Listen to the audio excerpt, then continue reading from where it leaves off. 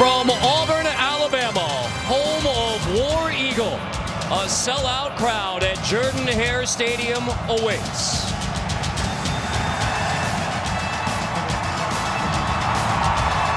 The Aggies of Texas A&M.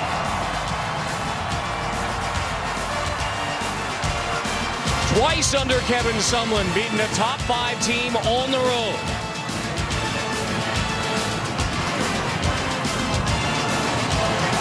And the number 3 ranked Auburn Tigers.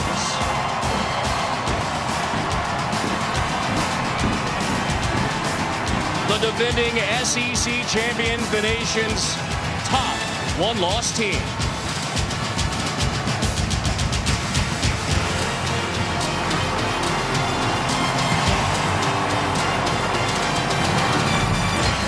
From Auburn, Alabama, this is the Home Depot SEC on CBS.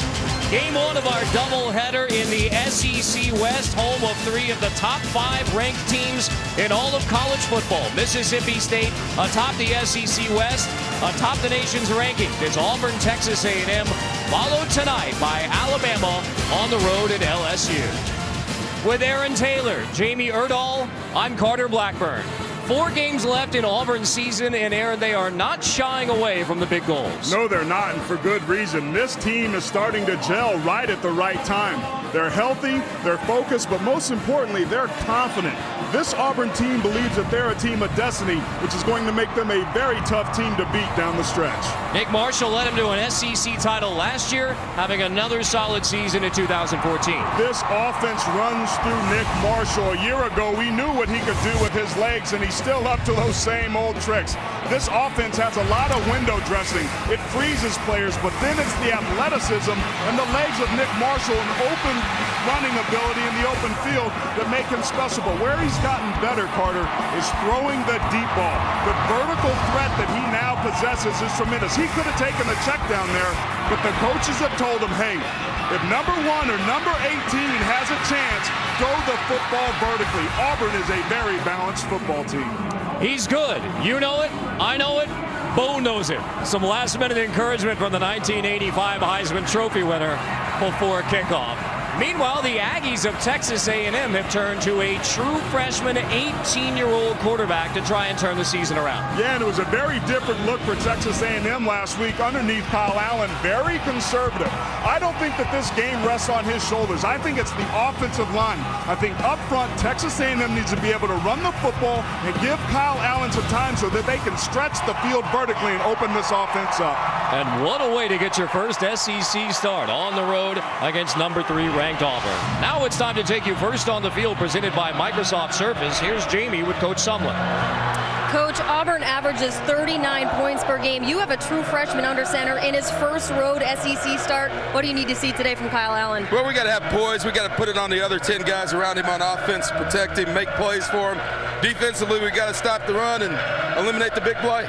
2 years ago, you beat a top 5 team when Alabama was ranked number 1. What do you take from a game like that and apply here today? Well, unfortunately, we don't have a lot of those guys playing today. We got a bunch of young guys.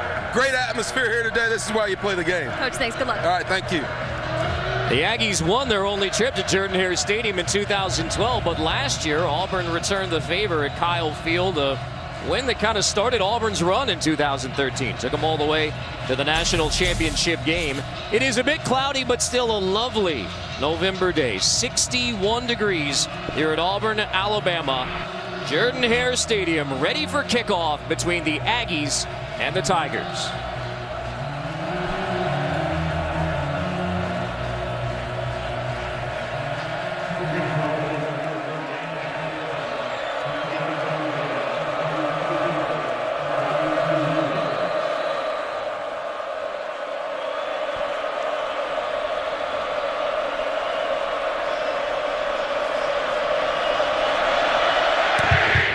Won the coin toss and deferred, so A&M receives the opening kickoff. Speedy Noyle lets it bounce for a touchback. So the Aggies will get it at the 25. Let's take a look at our starting lineups presented by Chick-fil-A. And we don't have to wait too long to see the true freshman from Scottsdale, Arizona, the #1 rated passing quarterback in the class of 2013 out of Desert Mountain High School. This is his second start but his first in an SEC game, first on the road. My guess is early on we're going to see some pretty conservative play calling to kind of settle his nerves. That's a lot to expect for a true freshman, but again, it's going to be his supporting cast today that makes the difference. Trey Williams joins him in the backfield. And it's Williams who takes the handoff and gets across the 30 on the first play from scrimmage. Jonathan Ford there on the stop. And for the Aggies of Texas A&M, one way or another, the ball is going to end up in the hands of another true freshman, Tremaine Speedy Noyle from New Orleans. He is so strong and so impressive. Was a quarterback a year ago in high school, but he's really come on. They need number 2 to be able to stretch that field vertically and make some plays. Here's Allen's first pass, and it is a short completion to Trey Williams, who dances for a first down near the 36. Take a look at the Chick-fil-A starting lineup for the Auburn Tiger defense, one that is trying to shore things up, especially in the secondary. They've certainly improved from a year ago, but you mentioned that secondary. The last 2 games, this defense has given up over 1,000 yards and 66 points. They could get hurt today against Texas A&M if they do that. Allen's second pass, another short completion. This one goes to Ricky Seals-Jones, the redshirt freshman who was tackled by Joshua Holsey. Falls forward to near the 40. What I'm noticing early on from a play calling standpoint is that Texas A&M is working the edges. They're working the perimeter. They wanted to be able to establish the run, but they also wanted to get this defense tired running sideline to sideline. So far, so good for the Aggies.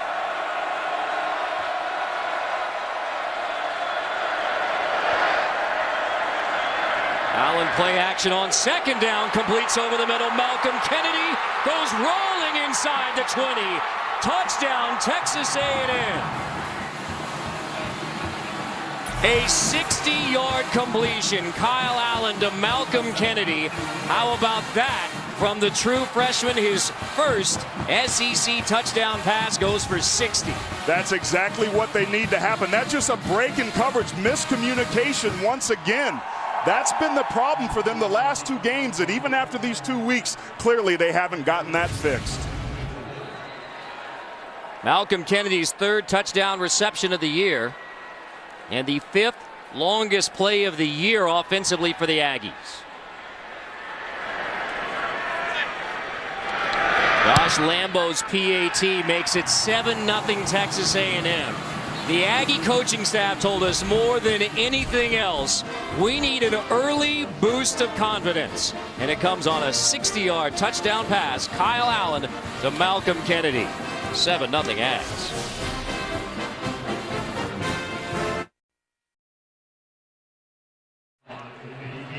Around Aggie land, they like to greet you with a howdy. That's a heck of a howdy for Kyle Allen, an SEC play. A 4-play, 75-yard touchdown drive, 60 of them on the touchdown pass to Malcolm Kennedy, the 3rd touchdown grab of Malcolm Kennedy's senior year. One of them was the overtime game winner versus Arkansas. Now when exploiting the weaknesses in the Auburn secondary for a 7-0 Texas A&M lead. A week ago, Malcolm Kennedy had 1 catch for 4 yards. Very different look for Texas A&M a week ago. They're getting back to their roots, which is stretching the field vertically and making teams pay for it. That was the win over Louisiana Monroe, obviously out of conference. Their first win overall since September 27, when they were the number 6 team in the nation. Now 2-3 in SEC play. That one's out of bounds on the kickoff, so that takes away some of the momentum for the Aggies.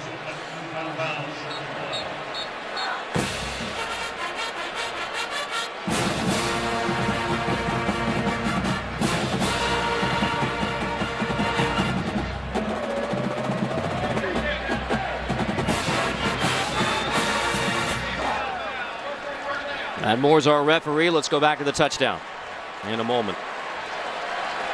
Auburn is ready to go.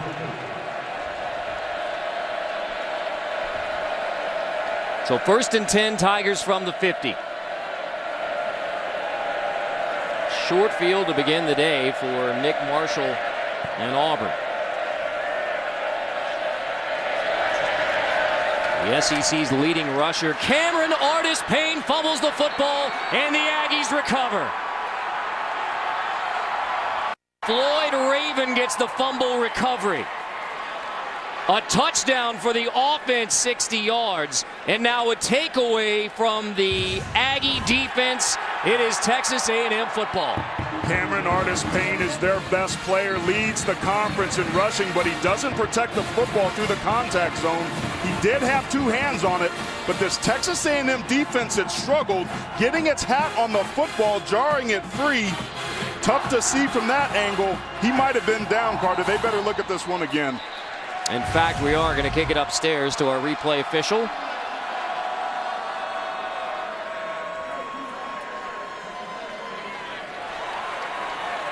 James Allison, our replay official, will take a look at it. Just a simple zone read with a give.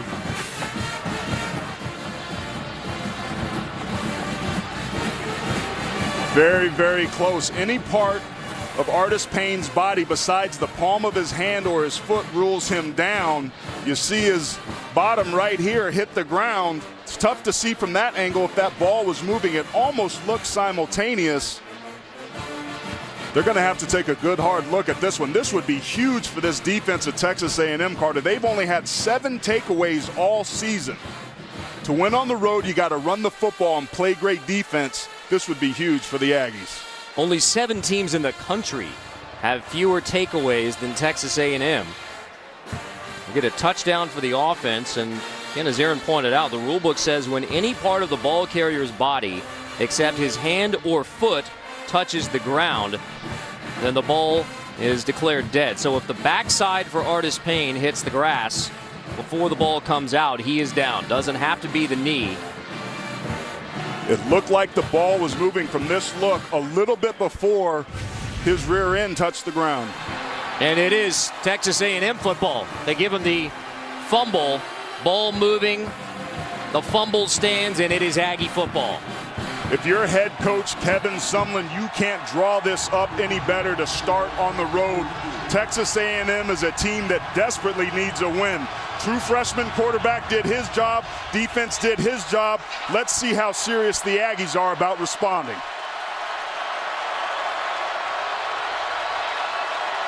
Kyle Allen back on the field. This time Trey Carson in the backfield with him.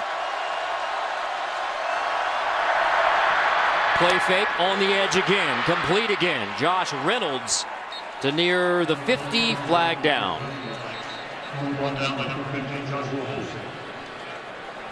Free safety Joshua Holsey makes the tackle.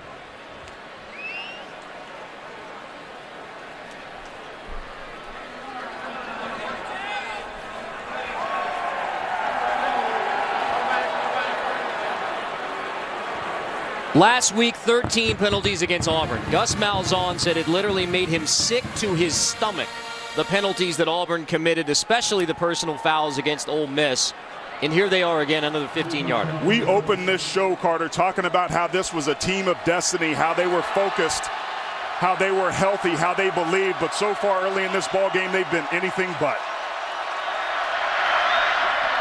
Almost picked on the edge. Jonathan Jones nearly jumped the route. Would have been his 6th INT, and he could have taken it all the way back.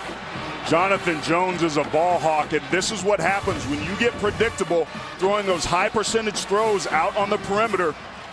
It becomes predictable. They have to be able to run some double moves, some bubble screens and goes to be able to take advantage of a defense that's attacking now. Allen pumps, slant, caught. That's Reynolds. Touchdown, Texas A&M.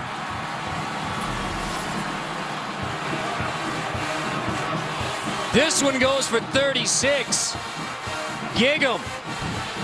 A pair of touchdown passes for Kyle Allen, and it is a 2-touchdown lead for the Aggies at Auburn.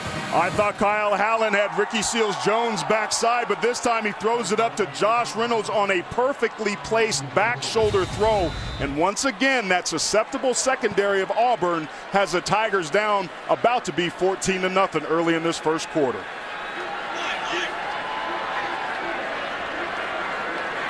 Lambeau's second PAT.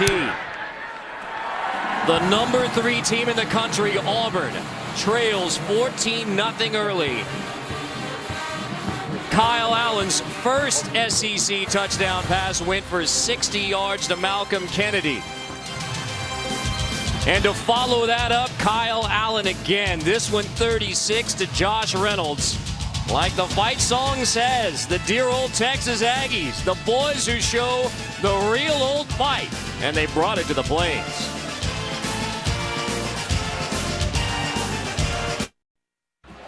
Thursday on CBS, our own Phil Simms guest stars on the new Elementary. Don't miss his amazing performance. Thursday, 10/9 Central, only CBS. Carter Blackburn, Aaron Taylor, Jamie Erdahl from Jordan-Hare Stadium, where the Auburn fans have been stunned by Kyle Allen's early success. 2 touchdown passes in the last 39 seconds. The only time Auburn touched the football, they fumbled it away. And it was Cameron Artis-Payne who coughed it up, giving it right back to Kyle Allen and the Aggie offense. Talk about a way to settle the nerves of your true freshman quarterback. Being up 14-0 on the number 3 team in the country ought to do it. Said they wanted to keep him calm and confident. I would imagine he's both right now. Ricardo Lewis gets to near the 25. Let's go back to the second Kyle Allen touchdown. Well, here's Ricky Seals-Jones right here. He's going to come and run, and that's going to bring the safety down, leaving a one-on-one situation up here, up at the top of the screen. Josh Reynolds just working against Jonathan Ford does a good job of coming back to the football. Kyle Allen taking advantage of this Auburn secondary, which has been torched the last couple weeks. That's the play. Those are the players. Supporting cast stepping up for the Aggies on the road. Last time Auburn had it was at the 50. This time now at the 25. Marshall to Cameron Artis-Payne again. Give it right back to him after the fumble, and he gets 3. Our Chick-fil-A starting lineups for the Auburn Tigers. Nick Marshall, the quarterback from Pineview, Georgia. Via Garden City Community College, developing into one of college football's best. All the Tigers describe him as quiet and humble, but he backs it up on the field. And 2nd and 7, that is complete to the outside across the 35. Duke Williams to near the 39, brought down by Raven and Burns. What you'll see all game long is teams trying to load the box to stop the run. That creates one-on-one situations on the outside. But Cameron Artis-Payne, that running back from Auburn, will make you pay if you get those guys out to try and double cover the receivers. There's Artis-Payne again for a couple more on first down. We look at the Aggie defense, which is young across the board. 10 freshmen on the defensive depth chart, 9 of them true freshmen, including Olaka at linebacker. Olaka's one of the players that during the bye week started to step up and set the tone and tempo. This defense needs some leadership, and it's oddly enough, Olaka's providing some. Marshall to the outside, complete to Quan Brace, slips away from the tackler. That's DeShazer Everett, the senior, who is Texas A&M's leading tackler. Ruptured ligament in his elbow last week versus Louisiana Monroe was a question mark, but he's out there for A&M. Couldn't make that stop. No, DeShazer Everett, the senior, leads his team in tackles. He's a gamer, he's a winner, he's a physical presence. If there was any chance for him to be able to play, he said he would, which is why he's out there. Marshall keeps it on 3rd down. Aggies stretch it out. Marshall finds the corner anyway and has an Auburn first down. This is last week, DeShazer Everett against Louisiana Monroe. And he's a cornerback who's the leading tackler on the team, leader of the defense. He ruptured ligament in his elbow on this play. Yeah, and it was friendly fire. It was Ivan Robinson coming over there doing a good job of hustling, but DeShazer's elbow got caught up in there. From midfield again, Marshall on play action. Pulls it with a block from Artis-Payne. Marshall gets near the first down. Solid block from Cameron Artis-Payne. Credit the Texas A&M defensive backfield for having great coverage. There was nowhere for Nick Marshall to be able to throw this football. Everybody was locked up in coverage. There was nowhere to go. Marshall pulled the ball down, but showed you his athleticism, breaking contain and picking up 9 yards.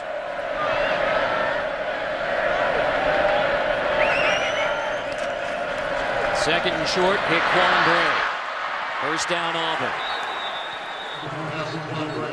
Tackled by Armani Watts. Our feature unit did a very nice piece on Quan Bray and the tragic story is late mother Tanya, a source of inspiration for Quan. He will graduate this December, which was his mother's #1 wish for her son Quan Bray from LaGrange, Georgia.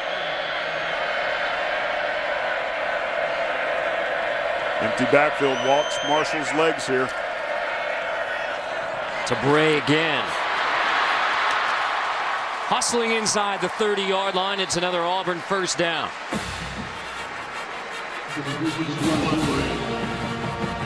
Auburn's a team that will try to test your defense on the perimeter.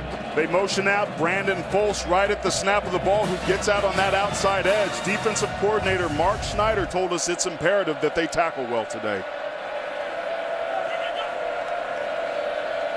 Reverse. This is Lewis. Inside the 20 with blockers ahead. Lewis slides down near the 11. If Lewis doesn't lose his footing there, it's a for sure touchdown. Texas A&M wasn't prepared for that at all. They had nobody that was responding to that. They had blockers out front.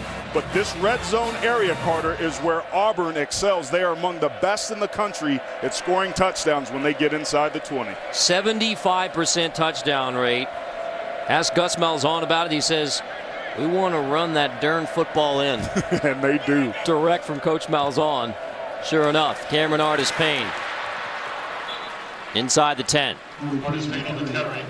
You look at the Verizon red zone and those terrific numbers for Auburn. They're at 75% touchdown rate, well ahead of the national average of 61. And it was lack of red zone production against Mississippi State that was the difference in that ball game.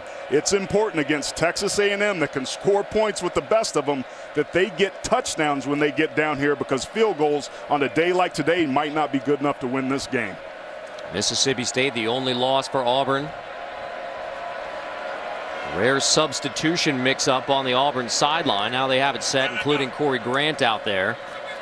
Marshall will take it himself inside the 5. Off the fake sweep. Marshall to the 4. Highest red zone touchdown percentages, Texas State, led by Dennis Franchione, the former Alabama and Texas A&M head coach. But both of these teams over 75%. 75% is your ideal touchdown ratio when you get down there. Both of these teams do that. These drives are so important to the outcome. Marshall on the 12th play is stood up and driven back by Justin Bass and Sean Washington. Some good defensive line play up front that time, getting penetration on this Auburn offensive line, which has been pretty good. But you should see a wall of white jerseys there. Mark Schneider's defense responded, but it looks like Kevin Sumlin wants to talk about it. Marshall gets enough for the first down. Timeout, Texas A&M. The number 3 ranked Auburn Tigers trying to erase the 0. $14-0 Texas A&M. Auburn in the red zone, but keep your eye right here on Justin Bass, number 43. Auburn among the best teams in the country in the red zone, but Bass shedding his blocker, and good pursuit and flying to the football by Texas A&M comes up with a huge stop down here in the red zone. Kevin Sumlin took a timeout. He wanted to talk about it. He knows how important this stop is. You're up 14-0. If you could somehow keep Auburn to a field goal, that would be a huge boost to your confidence and also protect that 14-point lead that you have a little bit. Big Marshall on this drive. 4 for 4 passing. He has 19 yards rushing. 49 yards for Marshall on this 73-play drive. It is 1st and goal, Auburn.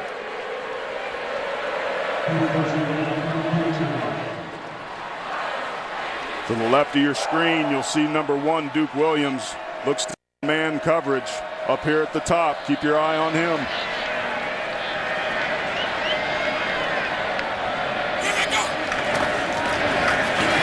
Marshall hands off, touchdown Auburn.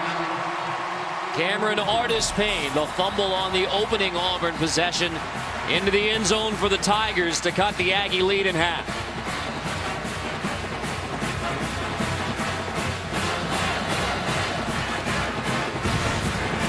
No surprise that down here that you lean on your big offensive lineman. My goodness, Sean Coleman and Devontae Danzy. Unbelievable job, that left tackle and left guard, of getting movement on the down lineman, making Artis Payne's touchdown a walk in the park. Daniel Carlson's PAT makes it 14-7. Cameron Artis Payne, the SEC's surprising leading rusher, into the end zone. Back, Manziel was. Kyle Allen, the true freshman quarterback for Texas A&M, making his first SEC start. Already a pair of touchdown passes for the 18-year-old from Scottsdale, Arizona.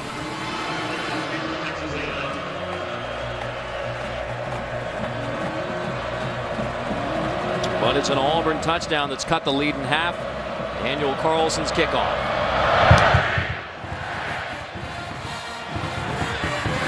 Taken near the goal line by Speedy Noyle. Shaking his way across the 25. Noyle bumped forward to near the 33. So here's Allen and the Aggies again, the true freshman. Desert Mountain High School, Scottsdale, Arizona. Over 8,200 yards. Why he was the #1 rated passing quarterback in the class of 2013. Graduated early from high school so he could enroll in spring drills. Desert Mountain High School to the Aggies of Texas A&M. Well, there's no questioning this young man's arm strength. He's got a plus arm. He's very physically gifted. He'll have to learn the game, but so far in this first quarter, he's been outstanding. Handing off. This is Carson, drilled at the 45 by Jermaine Whitehead. Welcome back to the Auburn secondary. So here's Kyle Allen. There's over 8,200 yards. You can see why everybody in the country wanted him, including the SECs, including Notre Dame, Arizona State. But he chose Texas A&M, part of a couple of huge recruiting classes, and Kevin Sumlin and his staff have pulled in. Allen hands off to Brandon Williams for just a yard. Chance for us to check in with Adam Zucker, New York. A Ford update. All right, Carter, a Ford update for you. And for Aaron, first play after an Everett Golson fumble in the red zone. Watch this catch by Jalen Strong. Very Gronk. Taylor Kelly and the Sun Devils lead the Irish 10-3. Back to you. We'll get Aaron's reaction in a moment. Brandon Williams is popped as he gets to the 44. Casanova McKenzie. Casanova McKenzie, the second leading tackler on this team. He's a great leader. He just flows to the football. The Aggies wanted to be able to get to the edge, but when you can scrape downhill like that and make tackles, it brings up a 3rd and long scenario. Auburn does a good job of getting after the quarterback. Remember, a lot of offensive line changes for the Aggies. This is a big down. Allen slips away from the pressure, gets back to the line of scrimmage, and that's about it. So he avoids the sack. McKenzie again on the stop. Back-to-back tackles for the junior middle linebacker. Aggies forced to punt. A week ago against Ole Miss, this Auburn defense had 4 sacks. This Texas A&M offensive line, a lot of changes. Their right tackle and best player, Jermaine Ifedi, went down last week, and because of that, 4 separate players are playing in new positions. Pass protection going to be paramount today for the Aggies. Hazers punt to the always dangerous Quan Bray. Stands at the 10, lets it bounce and roll into the end zone for a touchback. Auburn will get it at the 20. The punt travels 54 yards.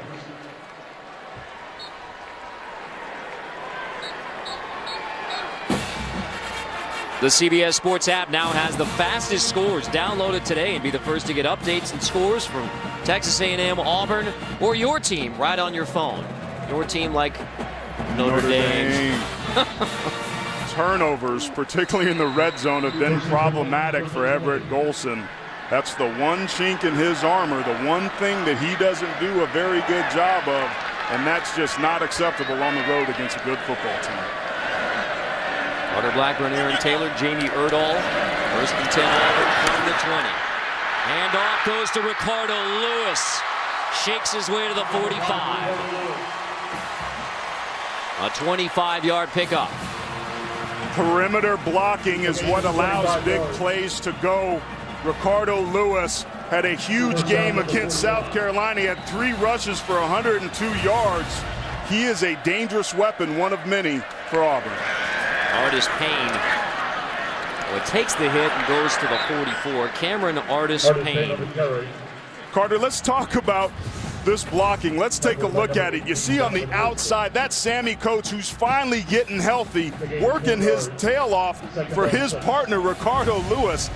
Gus Malzahn told us that he needed this team to go to the next level, that it was about details, the little things. Number 18, Sammy Coates, just did a great little thing on the outside edge for the big game.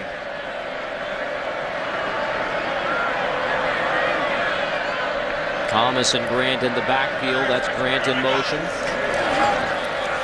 Marshall hands off to Rock Thomas, the true freshman from Oxford, Alabama. Rolled ankle a week ago, but practiced all week. Mr. Football in the state of Alabama last year.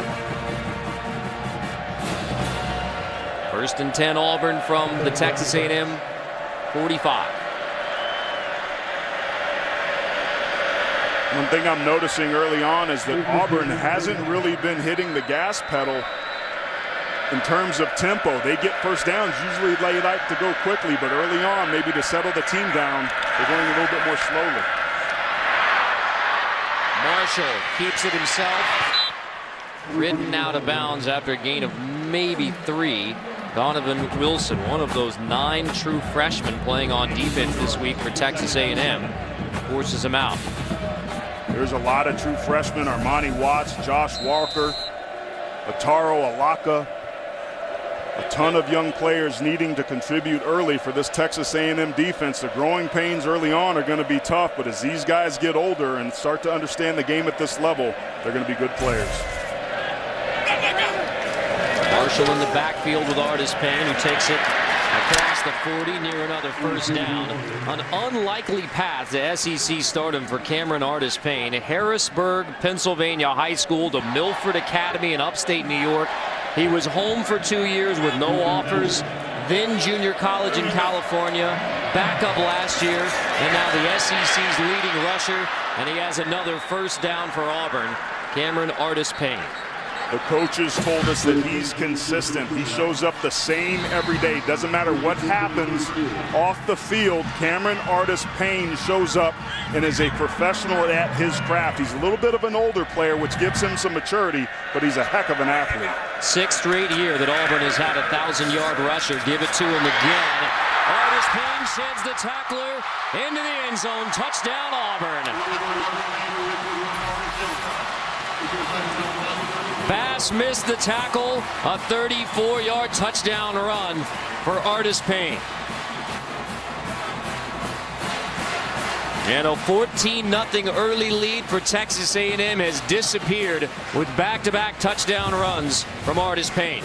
Just some great perimeter blocking. Keep your eye on the right side of the screen. Some great cracks. Guys are getting out of their lanes, and when you do that and take poor angles like Justin Bass, 43, did there, Cameron Artis Payne will make you pay for it quickly. That's what this offense does, Carter. They chip you away, they force you to play undisciplined, get out of your rush lanes, and they hurt you. Daniel Carlson's PAT ties it at 14. So from Harrisburg, Pennsylvania to upstate New York to junior college in California to the Plains, Auburn, Alabama, and into the red zone. We're even at 14. Auburn does a lot of good things well. Keep your eye right here on Ataro Alaka. He's going to get himself cracked inside that time by Melvin Ray. This is just a simple power. And look at that rush lane there. 43 has to be able to close on that, but he misses the tackle. Justin Bass has to get on that inside hip and get Artis Payne to the ground. But because of Artis Payne's ability to be a great open field runner and to accelerate, the Tigers put another 7 up on the board. Well, because they are running it so well, Auburn 12 straight rushes, including all 7 plays on that touchdown drive, ending with Cameron Artis Payne's 2nd touchdown run. Aggies felt great about a 14-0 lead. Now the number 3 ranked team, before the first quarter's even out, has evened it up. That's what makes them such a dangerous team. They're so explosive. Texas A&M needs to be able to respond. They've got a pretty good return game. Special teams could be a factor today. Williams decides to bring it out. Trey Williams finds a seam. There is a flag down. So Williams shaking his way to the 30, to the 40, diving to the 47.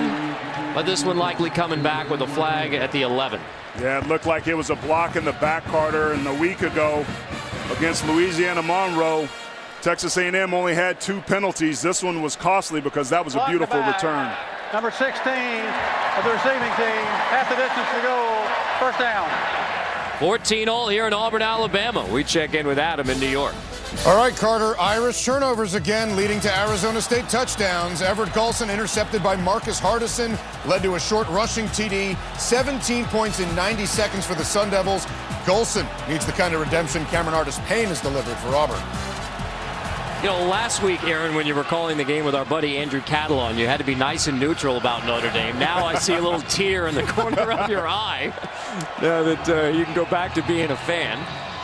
Well, I tell you what, I said on Inside College Football this week that Todd Graham wasn't going to win any People's Choice Awards, but he should win potentially the Coach of the Year award because of what he's done with that defense. On first down, Brandon Williams, nothing much.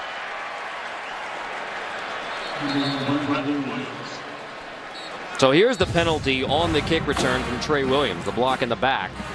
And this is hard. This puts a lot of pressure on your blockers because you don't know which way the returner's going to go. But this is costly. When you're on the road, you can't afford to shoot yourself in the foot. Instead of having the ball midfield, the Aggies now are inside the 10-yard line. Allen out of the shotgun. Play action over the middle, complete. Short of the first down. It's Malcolm Kennedy on the grab.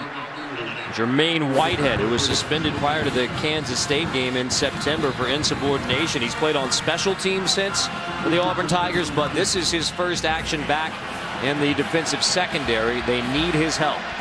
He started 29 games so far in his career. He's a very experienced player. To your point, they need somebody with experience back there to help with the communication. It is first down, obviously, for Allen and the Aggies.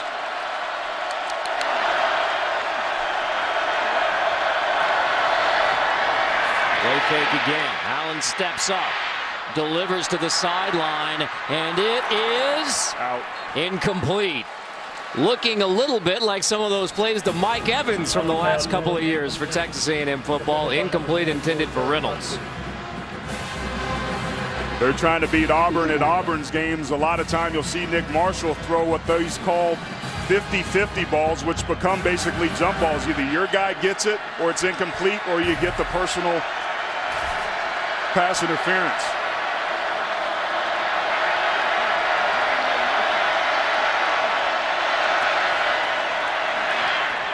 Allen quick hitter this time to Josh Reynolds at the 30 for another Aggie first down. Chris Frost makes the stop. Tell you what, Kyle Allen's been pretty impressive so far. You see his eyes right there. He's looking off the safety. Auburn's playing soft in their cover, opening up the middle of the field on those quick slants. Carson takes it, the junior from Texarkana, played a year at Oregon. Last year when these teams met in College Station, 45-41 Auburn win, over 1,200 combined yards between the two. So the scoring here in the first may be just the beginning, especially if someone in the Aggies can keep it together.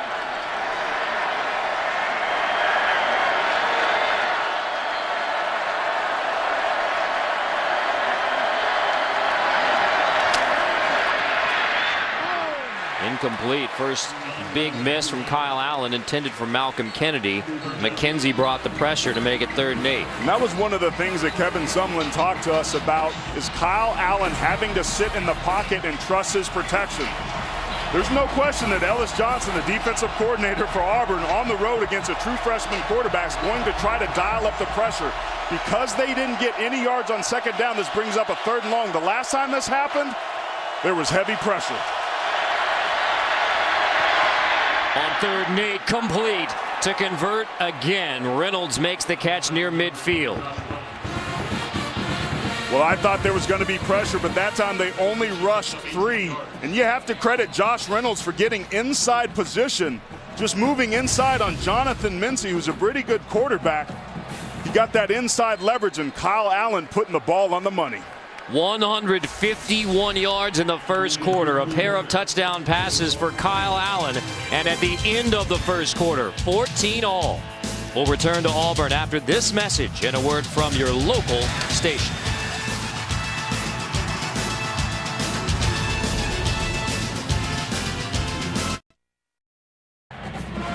Auburn Tigers haven't lost at Jordan-Hare Stadium since the disastrous 2012 season. It's been 14 straight home wins, but the Aggies hanging tough early.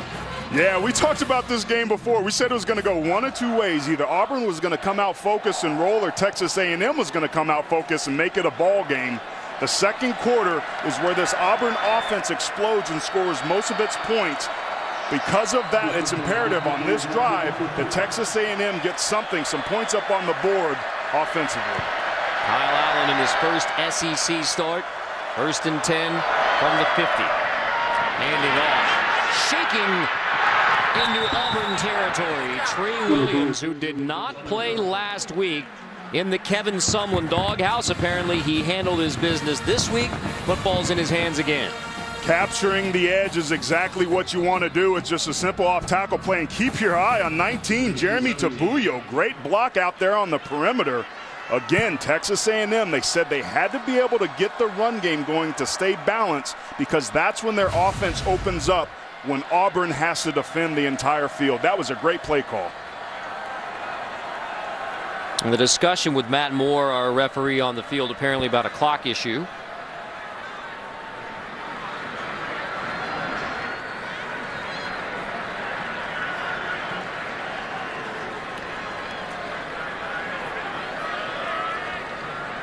Well, if job number one for Texas A&M, especially offensively, was to get the confidence back, check that off the list. 14-0 start. Please reset the game clock to 14 minutes and 52 seconds.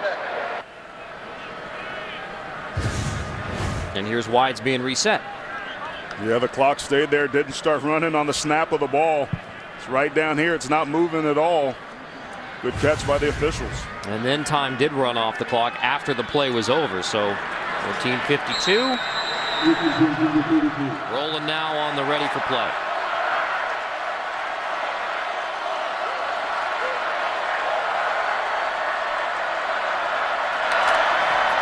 Allen hands off again to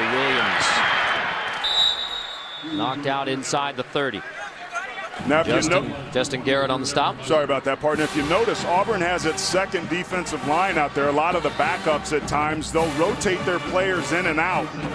Texas A&M told us they wanted, again, to get to the perimeter to try and tire those guys out. It may not make a difference early on, but you better bet in the fourth quarter that tired and fatigue will show up. Auburn showing pressure, flags down. See if the Aggies jumped.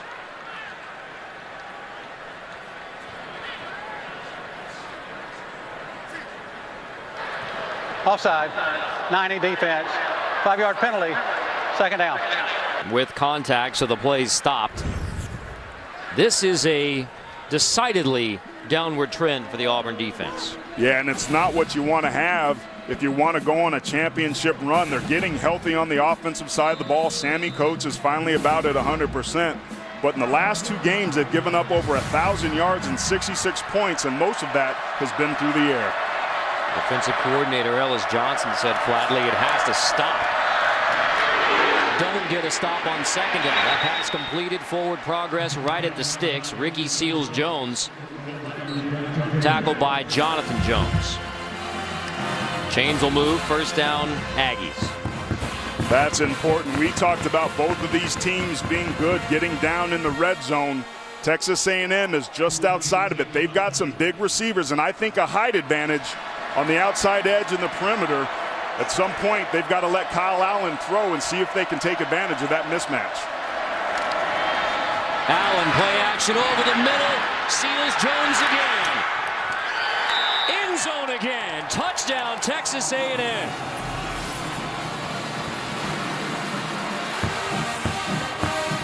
The 3rd touchdown pass of the first half from Kyle Allen. This one goes to Ricky Seals-Jones, 23 yards. Well, here's Ricky Seals-Jones at the number 3 position. He gets in here and finds the hole inside the defense. You see Chris Frost there getting lost. Just a great job of Seals-Jones finding the hole in that zone defense, and Kyle Allen coming backside, putting the ball on the money. And the holes in the Auburn secondary remain. Josh Lambo's PAT. Aggies back on top. After Auburn ties it, another TD drive, another TD pass for the 18-year-old Kyle Allen, and the Aggies lead in Auburn.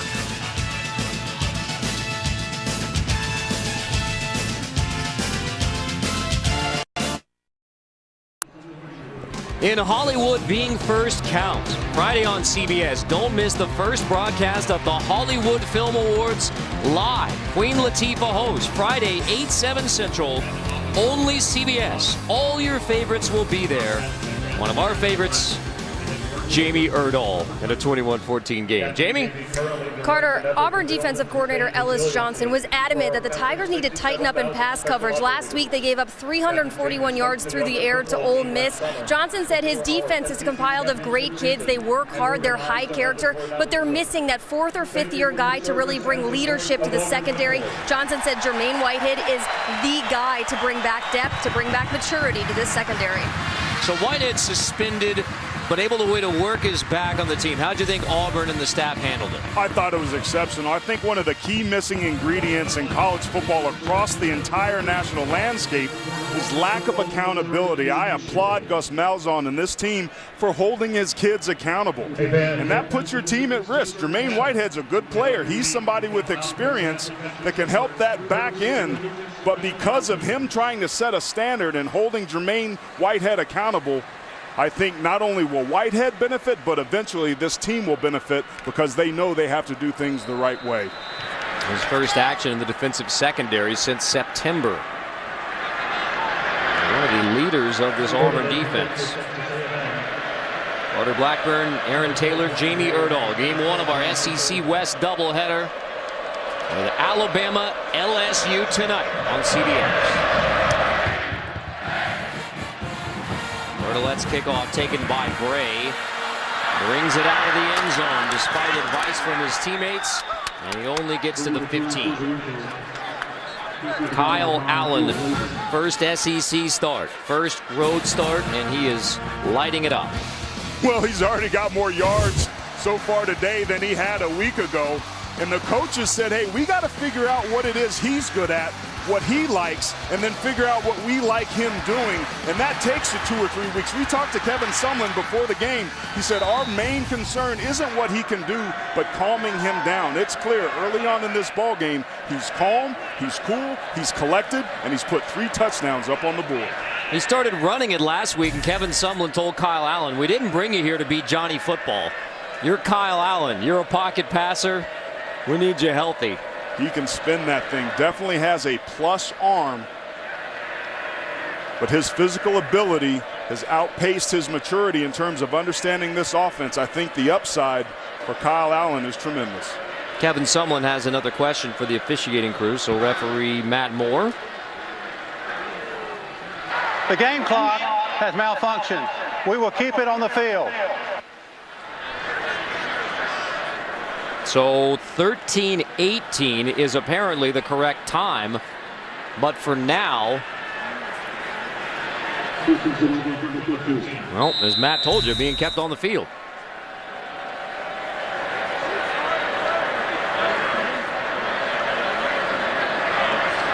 Nick Marshall and the Tigers from the 15.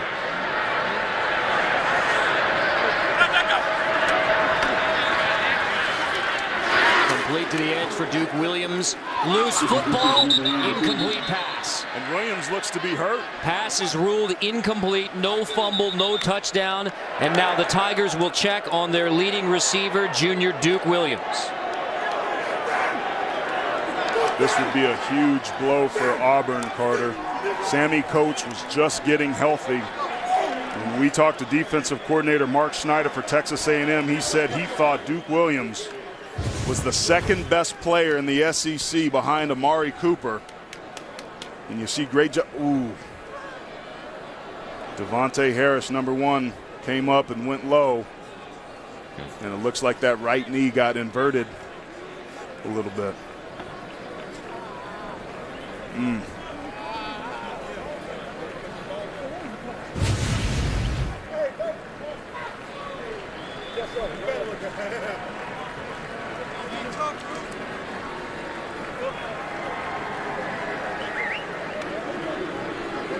Williams, his first year as an Auburn Tiger after 2 years at Mississippi Gulf Coast Community College, junior college All-American last year. Adding a dynamic receiver to the Auburn offense. So as Gus Malzahn and the Auburn training staff check on Duke Williams, we step away.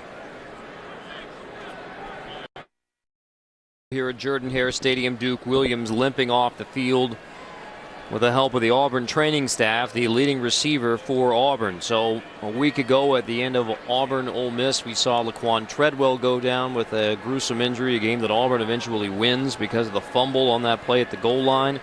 Now it's Duke Williams who is exiting this game against Texas A&M with an obvious leg injury. And again, the combination of Duke Williams and Sammy Coates is a nightmare for defensive coordinators to have to try to defend. They've certainly got a ton of talent, but this Auburn team felt like it was a team of destiny. They need the other players to be able to step up and continue to make plays. Marshall hands off to Rock Thomas around the edge near a first down. How much do you buy into the team of destiny, the confidence that finding a way to win starts to breed? 100%. As a player, my freshman year at Notre Dame, we beat Michigan at home at night. And the speech that Lou Holtz gave us was, men, if you believe in yourselves, if you believe in what you're capable of and play to your level, you will never lose a game in this stadium or anyone you play. And because of that, I stepped on the field never thinking that we were going to lose or that we couldn't win a ball game, and we won several because of our internal belief. We didn't know who was going to make a play, but we knew that somebody would step up and do it. That's what this Auburn team does, and that makes them very scary. All the way to the SEC championship and the national championship game last year. The game clock is malfunctioning, which is why you don't see it on your screen right now. So the clock is being kept on the field right now. We're under 13 minutes to go in the second quarter. Again, the game clock here at Jordan-Hare Stadium is out. Referee Matt Moore and his crew are keeping it on the field. We will keep you updated until that gets fixed. Ricardo Lewis around the edge. Out of bounds. A chance for us to check with Adam in New York. All right, Carter, tell Aaron the Irish need one of those speeches right now, because after Arizona State had added a pick six, the Sun Devils offense wants in. Taylor Kelly to Cameron Smith. It's 31-3 early second quarter in the desert. Back to you. Yikes. Wow. That'd be Todd Graham, who was the head coach at Tulsa when Gus Malzahn was his offensive coordinator. Play fake, Marshall, deep shot. Downfield, incomplete. Overshooting Sammy Coates, the big play threat for the Tigers. And you saw Marshall's reaction after he knew that he overthrew a touchdown. And talking with the coaches, I've asked him, sometimes it seems like he throws jump balls up to his receivers. This is why he overthrew his receivers early on in the season, so they wanted him to let the ball go up and let his guys make plays. But that was a huge missed opportunity from somebody who's been throwing the football a lot better. Marshall started 4 for 4. He's missed his last 2. To bring up 3rd and long. This is where A&M needs to be able to get pressure. There's the pressure. Marshall escapes for now. Incomplete. Coates dropped it. Had a sure first down, and Sammy Coates couldn't hang on. 3 straight incompletions. I thought that should have been a hold on the outside edge on true freshman Myles Garrett. Got dragged to the ground, but Sammy Coates dropping the football. Those aren't the ways that you want to be able to make plays. Remember, it was Texas A&M's receivers who had so many drops to hurt that offense. That's another very uncharacteristic error for a very potent Tiger offense. Forcing the punt by Daniel Carlson. Not the way you want to respond when you lose a player like Duke Williams. but not unexpected that there may be a little shell shock. Noel Dangerous picks it up on the bounce, but manages to get out of bounds at the 36. Aggies and Kyle Allen by a touchdown. Back inside Jordan-Hare Stadium, 11:49 left in the first half. A&M has a 21-14 lead over Auburn. Right now, Duke Williams, nothing official from the team, but their best wide receiver is sitting on a training table with a big bag of ice on his right knee. He has been evaluated. He has kept a towel over his face this entire time. Carter E. looks to be in a lot of pain. And this is the play, Jamie, that Duke Williams was hurt on, the junior leading receiver for Auburn. Ruled an incompletion, but again, there's obviously the injury as Devontae Harris, the junior corner, goes low on Duke Williams. Well, Aaron, you talked about it. I mean, this is an Auburn team that has faced so many different forms of adversity over the past 2 years on the field, and yet the miracle run in 2013, a wild win a week ago at Oxford to remain just one loss on the season, now down a touchdown at home. Duke Williams out of the game. Brandon Williams shaking his way across the 40. And it's interesting. A week ago, it was a great receiver, Laquan Treadwell, wearing #1 that went down. And today it was #1 Duke Williams, another great receiver. Brandon Williams shakes his way to near the 50. And now the official word from Auburn that Duke Williams is out of the game, exactly what Jamie told us was likely. So without Duke Williams, Auburn down by a touchdown and the Aggies driving. Kyle Allen rolling, pressured. That is caught. Brandon Williams across the 50 to near the 45, but there's a flag all the way back in the backfield.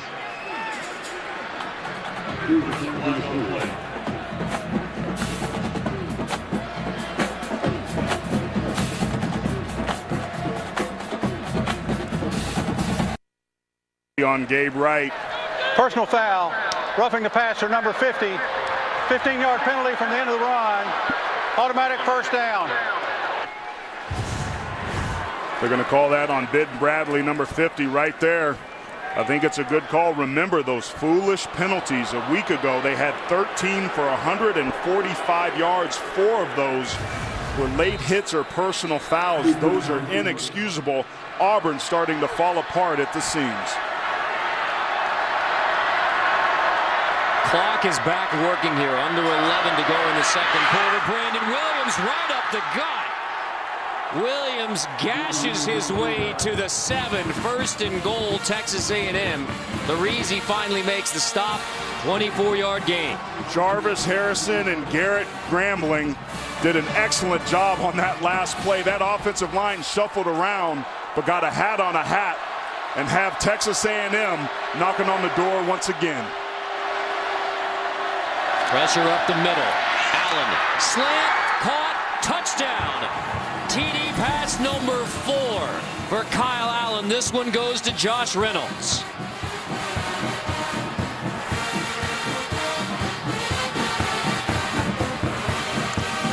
We talked about that arm strength of Kyle Allen. It was perfectly and beautifully on display on that last one against man coverage. He had to put some mustard on that football to get it over there before the safety came. That window was small, but Kyle Allen fit it.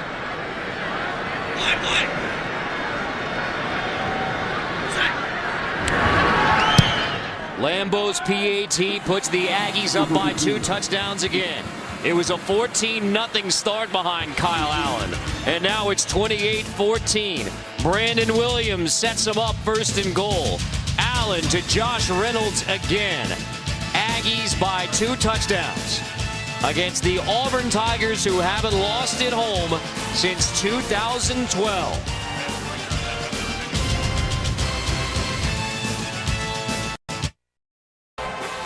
Well, the Aggie coaches said that they had maybe dialed back a little bit last week for Kyle Allen, his first start against Louisiana Monroe. Not so much today. 4 touchdown passes in the first half. Allen did beat out Kenny Hill to start the Louisiana Monroe game. Then it was announced last Saturday Kenny Hill suspended for 2 games for the all-encompassing violation of team rules after the hot start for Kenny Hill. Not so good the last 3. So the question then for Kevin Sumlin, offensive coordinator Jake Spavital, and the Aggies is, what happens on Monday? And the answer that Kevin Sumlin gave us, we'll see on Monday. Very non-committal, but I tell you what, his decision may have gotten a lot easier from what we've seen in this first half. But I think part of the problem with Kenny Hill is that he had too much success maybe too early. Maybe he got a little bit of the big head and thought it was going to be easy. Well, certainly we saw a week ago that Kyle Allen didn't find it so easy. But this is a team that needs not only somebody that can execute the offense and move the football, but somebody that's going to live up to the standard that Kevin Sumlin and this Aggie team expects. Bertolet's kickoff taken by Lewis. He will take a knee. Tigers will take it at the 25.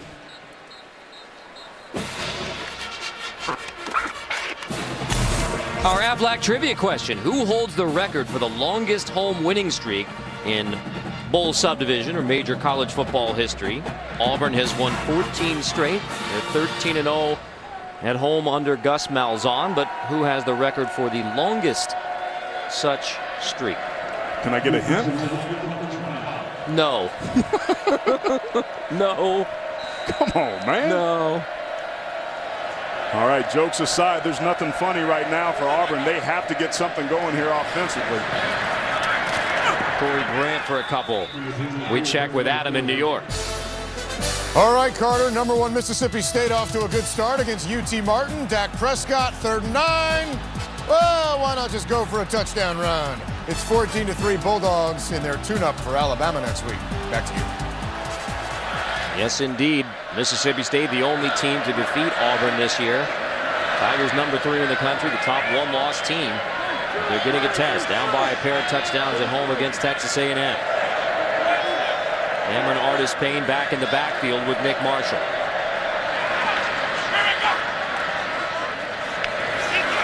Artis-Payne fumbled his first touch, or first drive rather, but he has the 2 touchdowns for the Tigers.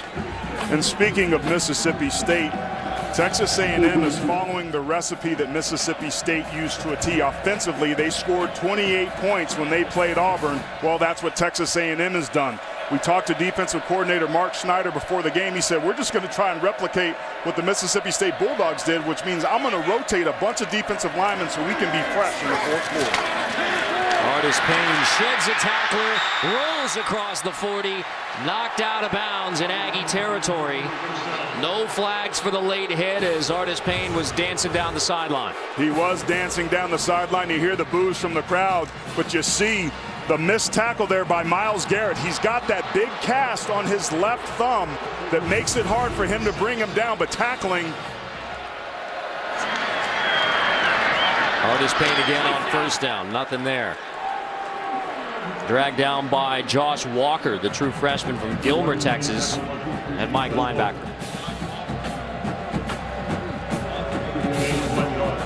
You know, you would think with all of the true freshmen out there for the Aggies, they'd turn the page to 2015, but these are a bunch of talented freshmen, obviously leading the way today at Auburn, 28-14. Fake the reverse, Marshall over the middle, caught.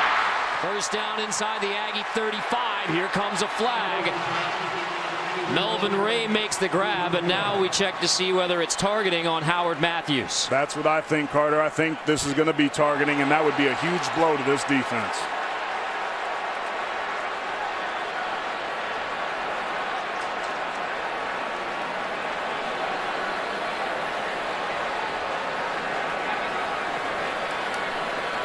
Which means Matthews, if it is targeting, the senior safety would be ejected.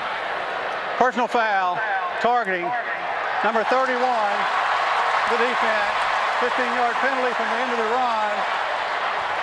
That play is under further review. Number 31, by rule, is disqualified. That appears to be a textbook case.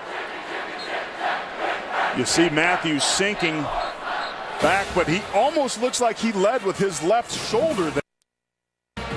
And they met shoulder to shoulder. There might have been incidental contact with the helmet, but in my judgment at that first look, it didn't look like Matthews was headhunting per se. Well, here's what the rule book says. Head or neck area of a defenseless opponent with the helmet, forearm, hand, fist, elbow, or shoulder. When in question, it is a foul. So even though the shoulder leads there for Matthews, that can be called targeting if he's going up high to the head or neck area to the clearly defenseless opponent, the receiver, Melvin Ray. Now, again, the review booth takes a look.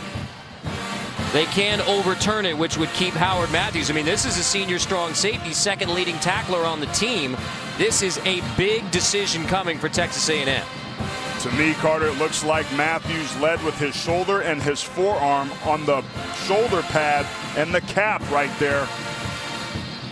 It's hard to tell from that angle right there whether or not their helmets even touched.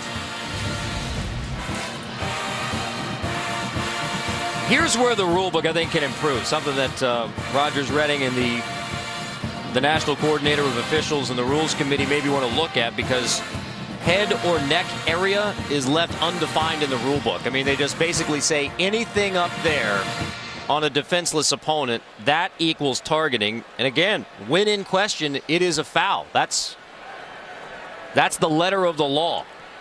And I'm a fan of the law. I think we do need to make the game safer, and the data showed that when they implemented this rule, the game did become safer. So I applaud that. There are ways to be able to make violent hits playing the game of football where you don't put the head area in jeopardy and have trauma. But to me, it doesn't even look like their helmets touch, and he's leading with his left shoulder and forearm.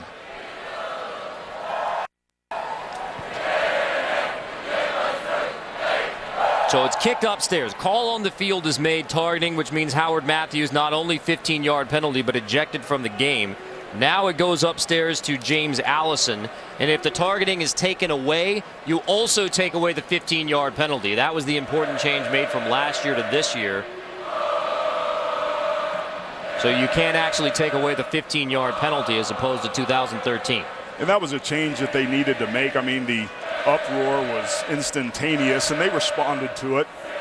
But the downside of this, and we saw it in the NFL, the players were complaining about those lower extremity injuries. If you want us to lower the strike zone, we just saw Duke Williams leave the game when Devontae Harris came up and took a low shot. So it really is a kind of pick your poison scenario.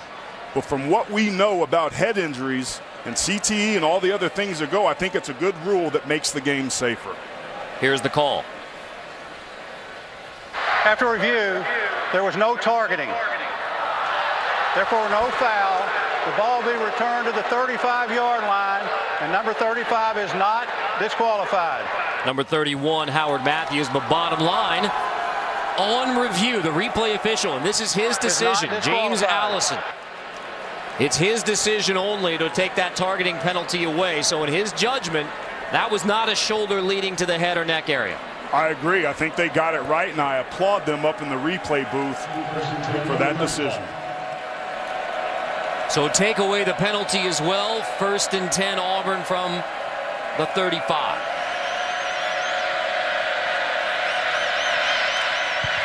Marshall pulls it, spins inside the A&M 30. Forward progress going to be stopped right around the 27.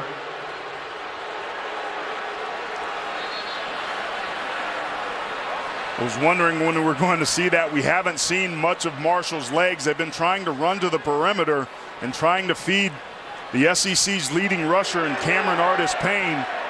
But when you're in a situation like this, you got to start with your bread and butter, and that's running the football.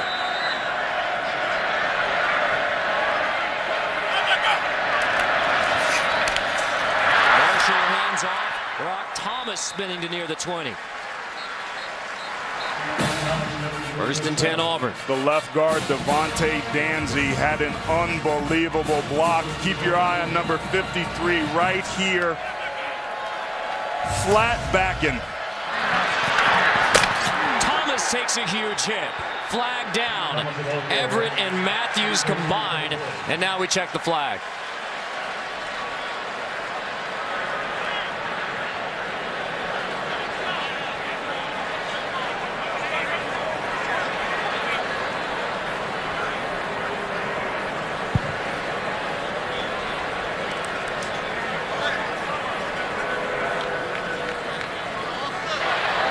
2 fouls. Holding, offense number 72. Personal foul, face mask, number 31. Those penalties will offset. Replay first down. Face mask is on Howard Matthews again, who just had the targeting taken away. And then he commits the face mask. Foolish penalties are what help you lose games, but how about the hold right there? Myles Garrett getting dropped to the ground. That's the second time we've seen that true freshman that I've seen have to hold him. He's a disruptive force, and I think Auburn is getting away with having to hold number 15.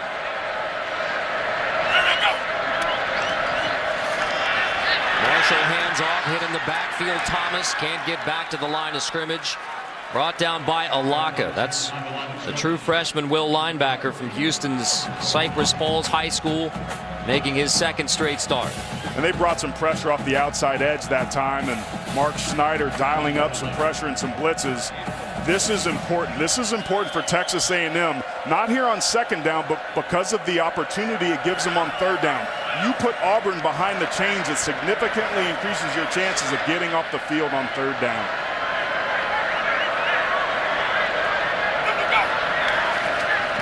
Fake the sweep. Marshall checked down, incomplete. That's an incomplete forward pass intended for Ricardo Lewis to make it 3rd and long from the 22. And I thought he had Sammy Coates there backside wide open if he had put it on him right away. But here's a big third down. Texas A&M had some success bringing some pressure. But remember, Auburn is a team that excels at making you pay for your mistakes.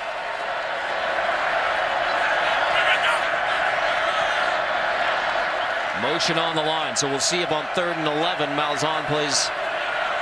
They're showing a 3-down line right now. They'll assuredly bring more than that. Maybe they drop 8 here. Marshall pressured anyway. Gets outside the pocket. Heaves, caught. First down Auburn. Marshall eludes the pressure and finds Uzama. Myles Garrett is crushing the left tackle, Sean Coleman, in pass rush. The officials are missing some serious holds by that left tackle on the true freshman. 1st and goal. Keep it on the ground. Artis Payne, maybe a yard.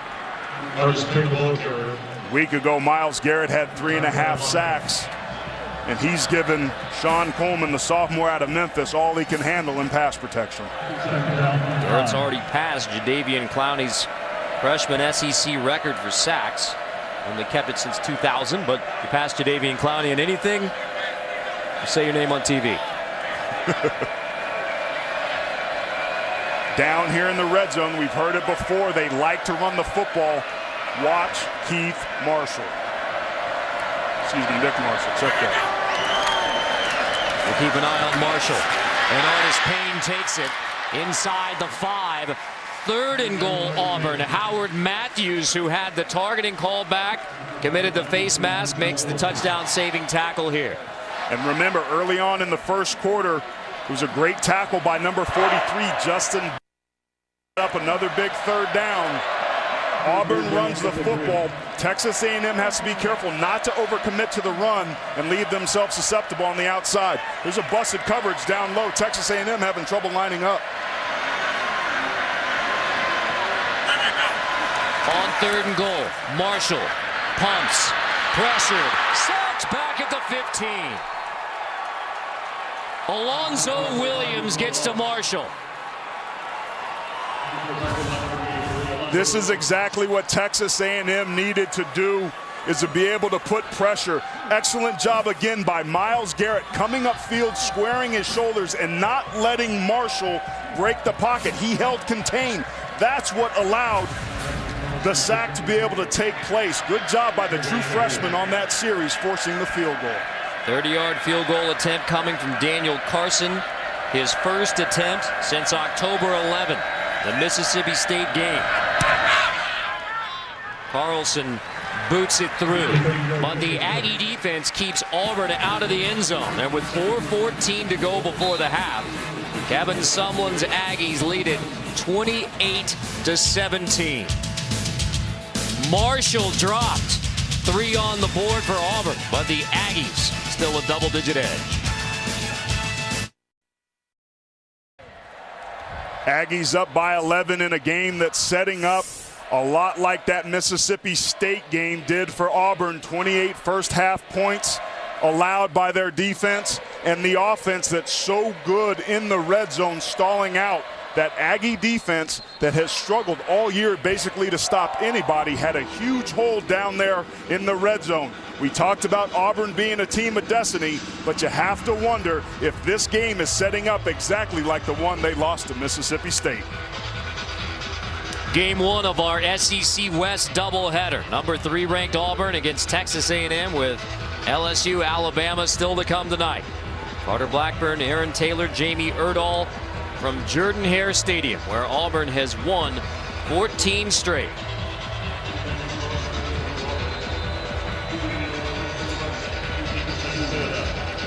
Aggies are enjoying their trip to the Plains, at least so far.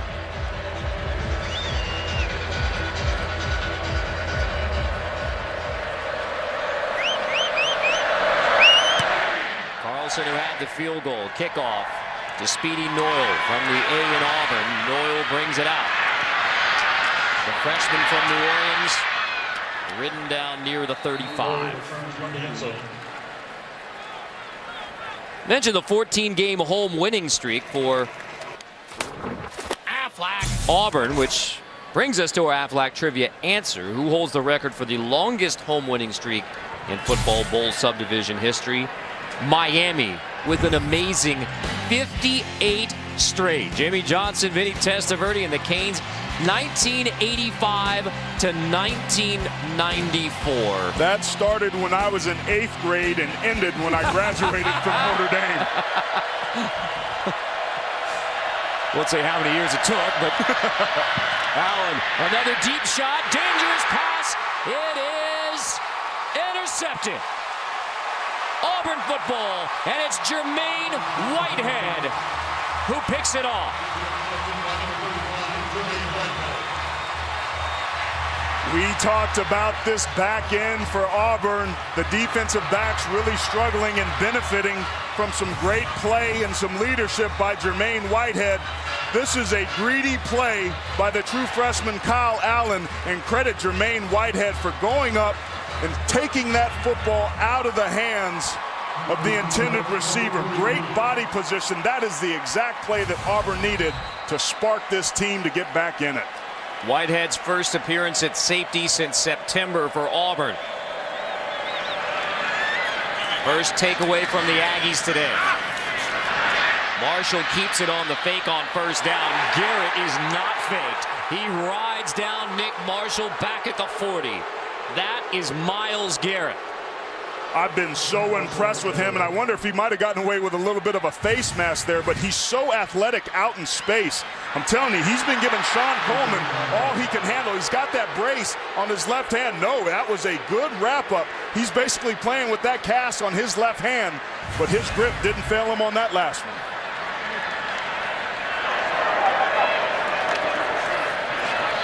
Marshall hands off on first down. Artis Payne maybe a yard.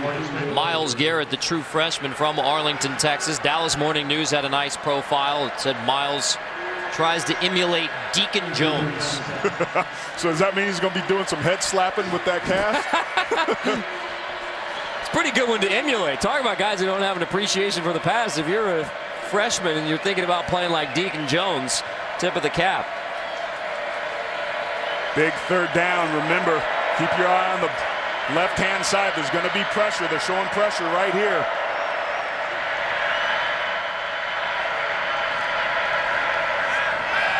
Picked up, giving Marshall a chance to go deep for Bray. Knocked away, flags down. Pass interference coming up. That was the one thing the defensive coordinator Mark Schneider was worried about. He said on 3rd and 7 to 9, they'd throw it up. Pass interference, defense number 1, 15-yard penalty from the previous spot, automatic first down. And he said the results are one of 3 things. They catch it, they punt it, or it's a pass interference call. That is exactly why Auburn threw that pass, and the Aggies took the bait. 15-yarder on Devontae Harris.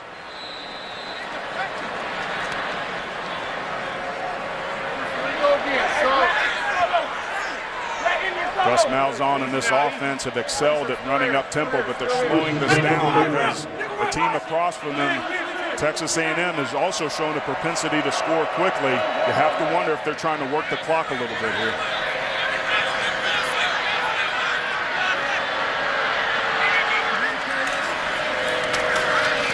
Artis Payne. Humble again, running on the right side behind Chad Slade. Over 1,000 yards already for Artis Payne. Went over that mark here in the first half. 6th straight year that Auburn Tigers have had a 1,000-yard rusher. Nick Marshall last year. I've been impressed with the front seven at Texas A&M today. They've been giving up some big plays, but they've also been holding tough on first down. Marshall zips it to Quan Bray. Immediately stopped on the edge by DeShazer Everett. Great job by DeShazer Everett, planting and driving and closing on Quan Bray there. For the most part, Texas A&M has tackled pretty well out on the perimeter.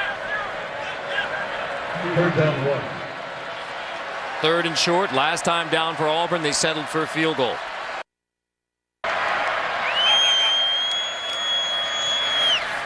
Marshall inside give to the 26. Move the chains, 1st and 10. Artis Payne dropped by Henderson this time.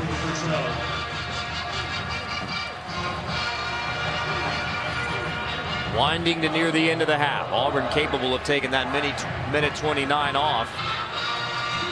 And that's exactly what they're doing. Texas A&M has 2 timeouts at some point. If they get a good stop here, they got to think about stopping that clock. Marshall over the middle, knocked away, intended for Coates. Everett there in coverage. Great job that time by Everett, playing center field, closing on that football, timing it up perfectly to be able to jar the ball free. DeShazer Everett, leading tackler. They thought he might not play today. You see that big brace on his right elbow. Had that ruptured ligament a week ago. But he was all over that last one. You rarely see Auburn go this slow. Minute 20, Marshall pulls it, pressured in the backfield, spinning away. Marshall dropped back at the 32. Everett leads the way on Nick Marshall. Another loss. Keeping contained, just a great job of setting the edge so that the pursuit can show back up. Look at all those helmets. Mark Schneider, the defensive coordinator, has to be happy with the way that his team is flowing to the football. Forcing 3rd and long. Aggie down on the field, checking to see. That's Obiaha, Julian Obiaha, the junior defensive end from New Orleans. Obiaha's played well for these guys this year. As the Aggie training staff tends to Obiaha, we step aside. And welcome back where Texas A&M's up by 11. Moments ago, keep your eye on Obiaha right here coming in to be able to make the tackle. Was unable to get up after this play. A huge play by that defense, pursuing and running to the football. There was a lot of weight coming at him and just buckled him up backwards. We've seen a couple injuries and a couple guys slow to get up in this ball game. But with a minute left, with Texas A&M with 2 timeouts, Auburn definitely needs something positive to happen here at the end of the 2nd quarter. 3rd and long. It'll be a 48-yard field goal from here. Watch the screen. It's Grant.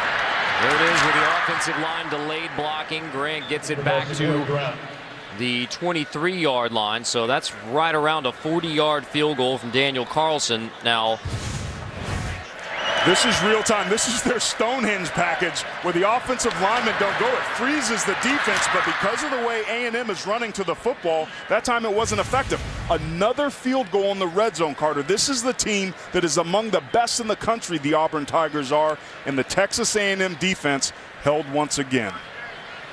Auburn does receive the football to begin the 2nd half. They won the toss and deferred, so Malzahn attempting the field goal here at the end of the half out of this timeout.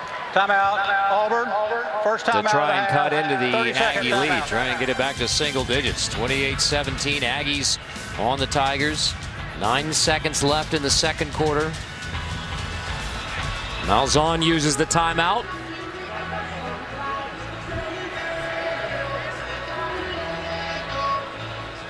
And we will 28-17, 9 seconds left in the half. We stay here during the timeout prior to what we presume is a Daniel Carlson field goal attempt coming up. And again, it would be from right around 40 yards. Carlson has missed only 3 kicks this year. Coming up on the Geico Halftime Report, Adam Zucker, Spencer Tillman, Brian Jones get you caught up on all the scores and the highlights, all coming up on the Geico Halftime Report, including an update on Notre Dame, Arizona State, Mississippi State with a practice today. And then, of course, LSU, Alabama coming up tonight. Yep. Among the big games, including Ohio State, Michigan State, the big one of the Big Ten. Now remember, Gus Malzahn is one of the best situational coaches in the country. I wouldn't put him past it to be able to try to run a fake here, but this field goal attempt here is off that untimely interception from Kyle Allen. Officially 41 for Daniel Carlson. Timeout, Texas A&M. Second timeout of the half. 30-second timeout. Now the Aggies use a timeout. Carlson didn't kick the last 2 weeks. You have to go back to the Mississippi State game. For his last couple of attempts, he missed a 28-yarder versus Mississippi State. And Gus Malzahn says confidence very high in Daniel Carlson, the freshman kicker from Colorado Springs. This is game 1 of the SEC West doubleheader. Game 2 tonight. Alabama, LSU, 8 o'clock Eastern, the Home Depot SEC on CBS. So LSU loses this game, they're out of the playoff contention. If Alabama loses this game, what does that mean? It means chaos, and it means an extremely interesting finish to the end of this season. 41-yard field goal attempt coming from Daniel Carlson. Blocked! Scooped up by the Aggies.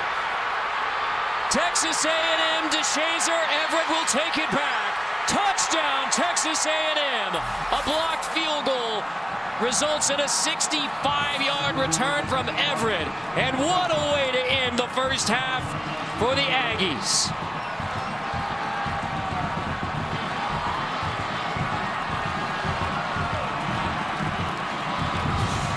This team, starting a year ago against Texas A&M, felt lucky, and once again, who is it? It's Myles Garrett, the true freshman, coming up making another huge play for the Aggies.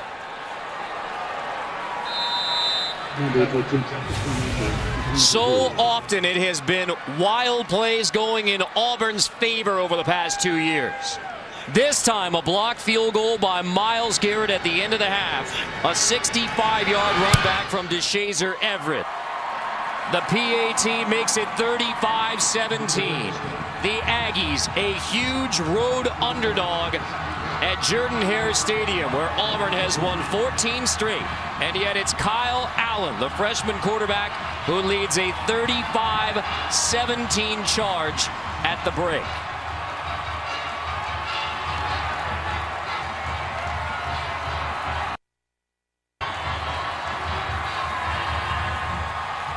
We send it down to the sideline. Jamie Erdahl with Kevin Sumlin.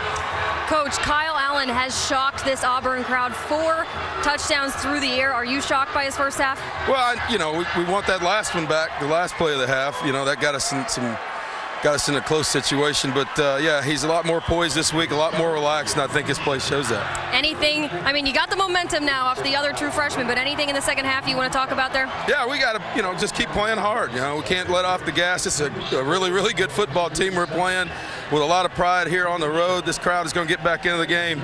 We just got to keep playing and playing as hard as we're playing right now and execute. All right, Coach, thanks. All right, thanks. The number 3 ranked team in the country, the Auburn Tigers, trail 35-17 at the break. We expected some shakeup in college football on this Saturday, November 8th. But did you expect it to come from Auburn, Alabama? There's a half to go, but it's 35-17 at the break. Texas A&M leading number 3 Auburn. Now to Adam Zucker in our New York studio.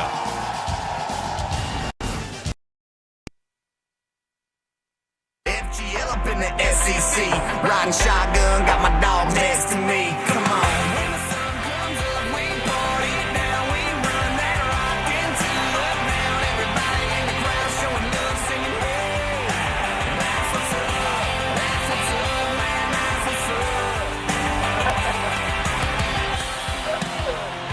$35-17, the surprising score here at Jordan-Hare Stadium. Aggies on the Auburn Tigers. Now let's go inside the headset, powered by AT&T, official sponsor of the SEC. Coach, what'd you see on the blocked field goal? Yeah, we didn't do a very good job protecting. They scooped and scored. Big momentum play right there, right before half. And you told us this week that your secondary can struggle in the pass coverage. What'd you tell that group in particular at the half? Well, we struggled so far. I mean, we made a true freshman quarterback look pretty good. We got to make him uncomfortable. We got to mix things up. I feel good about our play in the second half. All right, Coach, thanks. Thank you. Well, the Auburn fans appear to be a little bit uncomfortable right now, down 35-17, the number 3 ranked team, Carter Blackburn, Aaron Taylor. So what are those adjustments in the second half? Well, I think we heard it right there from Gus Malzahn. I think that defense needs to be able to get after that true freshman quarterback, but they also have to do a good job of stopping the run. Texas A&M's averaged 6.8 yards per carry. They haven't run it much, but they've been able to run it enough to be able to stay balanced. We talked about whether or not Auburn was a team of destiny. Well, we're certainly going to find out this second half. Auburn will receive the second half kickoff, taking it near the goal line. Quan Bray leveled at the 18-yard line. The Aggies come out hidden, so we take a look at the first half stats. Aaron, what stands out? Well, I think when you take a look at the total yards, Texas A&M, an offense that had under 250 yards in the entire game last week, has once again found a way to be able to move the football on Auburn. Auburn with 182 rush yards has had some opportunities getting big plays, but they've been getting stopped a lot on first and second down. They've got to have some success here in the second half on the early downs to set them up on third down. Nick Marshall and the Tigers without leading receiver Duke Williams, injured in the first half. Will not see him in the second half. Cameron Artis-Payne, the SEC's leading rusher, gets the first touch. And I'm wondering in this second half if we're going to see more of Nick Marshall's legs. He didn't touch the football very much in that first half. He's certainly a potent weapon. And I think they have to establish that run to be able to set themselves up for play action. They haven't been able to throw off the run as successfully as they would have liked in this first half. Artis-Payne maybe to the 24.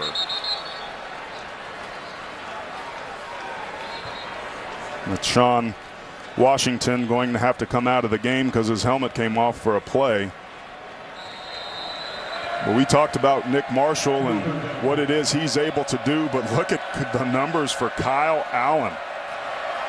Outstanding. He had that one interception. He got a little bit greedy throwing the football up for grabs. He did need to do that, but the defense came through in the special teams and returned that field goal for a touchdown right before the half. 3rd and 5, nothing downfield for Marshall. Pressured again. Marshall pumps, slips away across the 30. He has a first down. So Marshall looking for the deep shot, and yet with those legs, able to move the chains anyway. And that's a good positive play. I'm wondering why we're not seeing more tempo out of Auburn. After they get first downs, they hit the gas pedal. They have to get back to their identity, which is running at a lightning speed pace on offense. Check with the sideline after they line up for 1st and 10 from the 30. Man-to-man coverage down low. Good opportunities to throw against that and take deep shots. Off play action. Marshall over the middle, nearly picked. Misses Yozama. There's a flag down. It might be Sean Coleman, the left tackle, holding, going against Myles Garrett. Let's take a look. Holding. 72 offense. 10-yard penalty. First down. I told you guys about this in the first half. He's going to show up here out the left side of your screen. Good set. But look how he bends at his waist. He doesn't move his feet, and because of that, and the way that Myles Garrett dipped his shoulder, he got a huge penalty in the hold. They could almost call that every single play in the first half.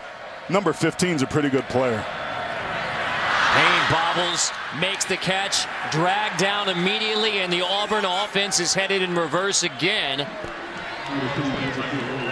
Obioha makes the stop. It was Julian Obioha who limped off the field towards the end of the first half. Back out there healthy, getting the tackle for loss for 2nd and long. And I don't like the play calling. The identity of this Auburn offense is a physical downhill football team. Power, counter, zone, stretch, inside zone, zone read. Now they're having trouble and players running on late. It's the tight end, Brandon Folse. They've got to get back to their identity if they want to get back in this game. And another penalty down on 2nd down. This is false start. False start. Offense. Number 50.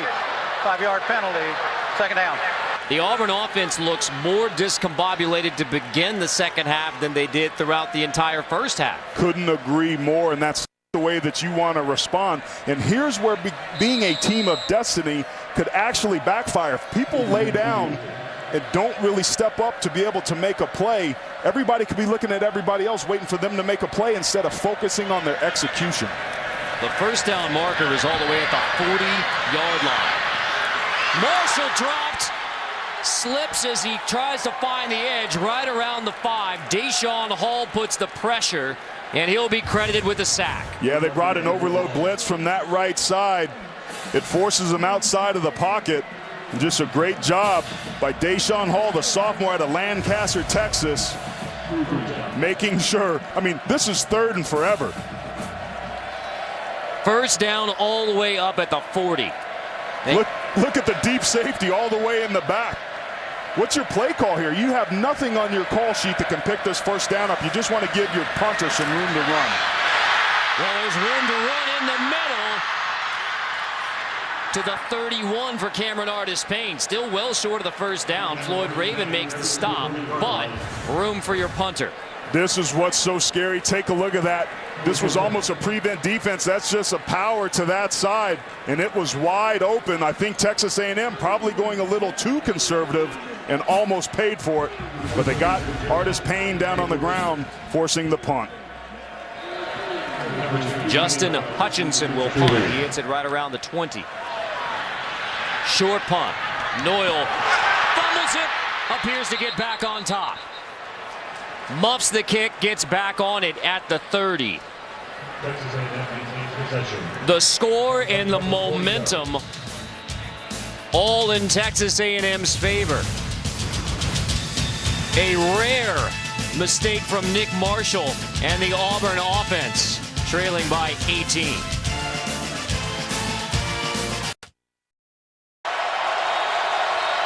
At the end of the first half, Auburn had a chance to kick a field goal to make it an 8-point game, receiving the football to begin the second half, a chance to tie it, cut it to 1.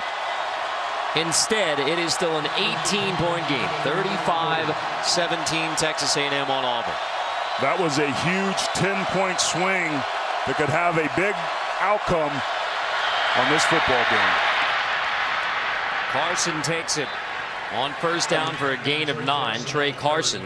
Now, the goal for Gus Malzahn said was to try and make Kyle Allen uncomfortable. And think about it, this offensive line, because of Jermaine Ifedi going down, there's 4 different players playing a different position tonight, but they've been dominant up front. Complete first down. Take another quick one as Ricky Seals-Jones to move the chains. That play was successful because of the success that they had running the football on first down. If they can continue to do that, they're going to make it very hard on Auburn to be able to get in those blitz situations. I think this offensive line, I said at the beginning of the game, they were going to be more important so far than Kyle Allen, but I think both of those guys have stepped up big time. But this game ain't over.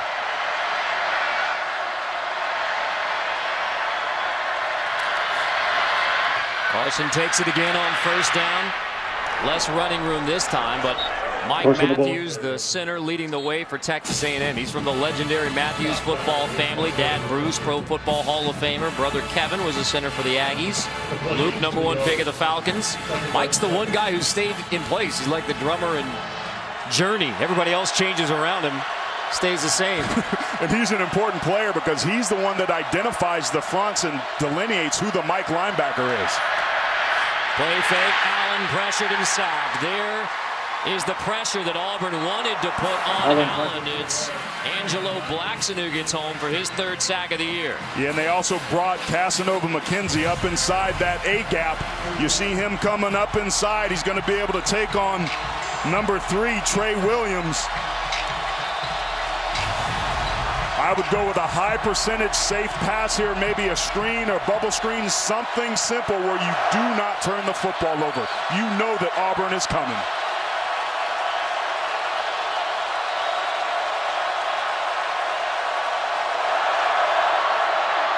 Draw. Williams shaking his way for a 1st down. Turning the corner. Williams sprints to near the 25. The draw on 3rd and long. Trey Williams busts loose. And that was an excellent play call. That's the way you beat a blitz, but they didn't blitz. They only rushed 3. And watch Ricky Seals-Jones right here with a great block. That block downfield is going to prove to be tremendously important. I tell you what, this A&M offense is firing on all cylinders on all levels. Williams sat the bench last week. Back in the running back rotation, gets 28. Still out there with Allen.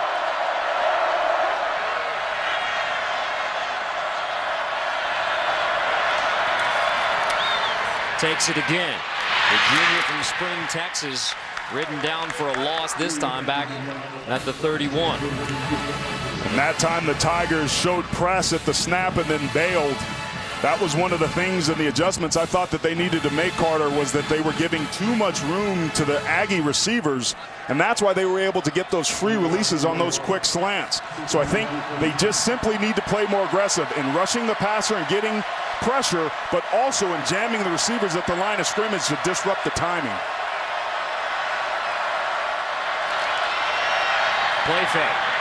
Allen zips it over the middle, knocked away, incomplete. Therizi knocks it away. Devontae Lambert gets the pressure. Robinson Therizi breaks it up. Yeah, he plays that star position, and he's an active player for him. That ball was thrown a little bit behind Malcolm Kennedy. It was thrown right in the breadbasket, but it was just a little bit behind the intended receiver. Here's another 3rd and long situation. Last time Auburn didn't bring pressure and gave up the big draw. My guess is they pin their ears back and calm on this one.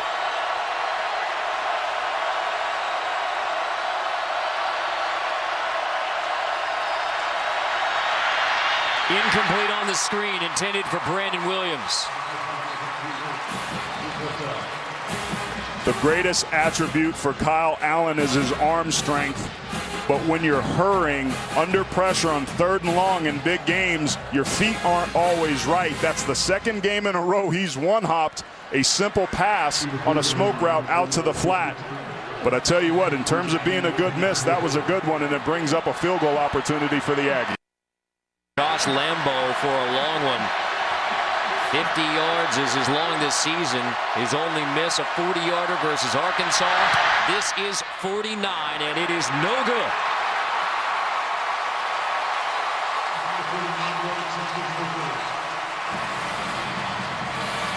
Both teams come up empty on the opening drives of the 2nd half. Lambo's missed kick holds it at 35-17. Nick Marshall and the Tigers get the football next, trailing by 18 at home.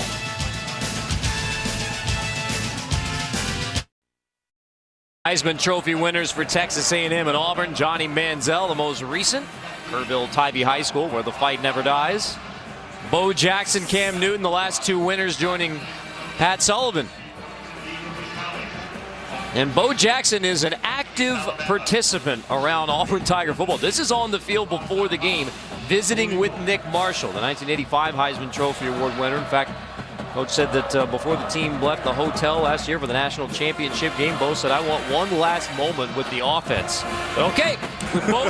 Bo tells you that he wants to talk to the team. You say, all right, fine. In fact, he was walking on the field on Thursday. They could use some Bo Jackson advice or Bo over the top here in the second half, trailing by 18. Run the football, Auburn.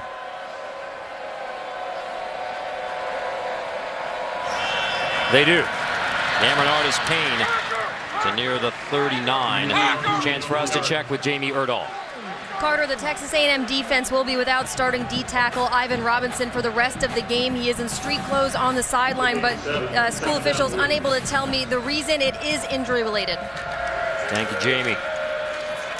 Talking with the coaches this week, Carter, they talked about Ivan Robinson and how important he was to that defensive front. They credited him and only a few other players that said, hey, without him, we could not have beaten Arkansas inside. Ivan Robinson, a big piece of the puzzle to stopping the run. That's going to make A&M's job much harder the second half against this Auburn team that leads the conference in rushing. Measurement here.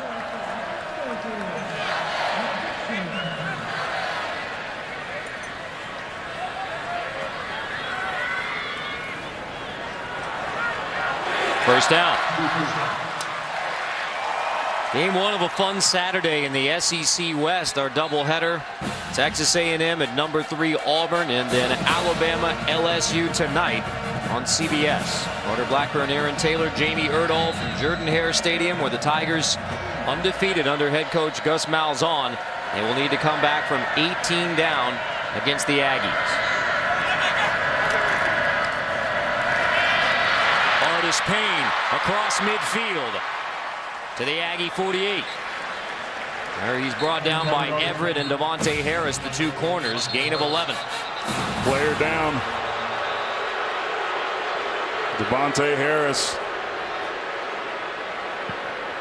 The reason the Auburn fans are booing, they feel that it's part of the strategy to stop the hurry-up offense for Auburn.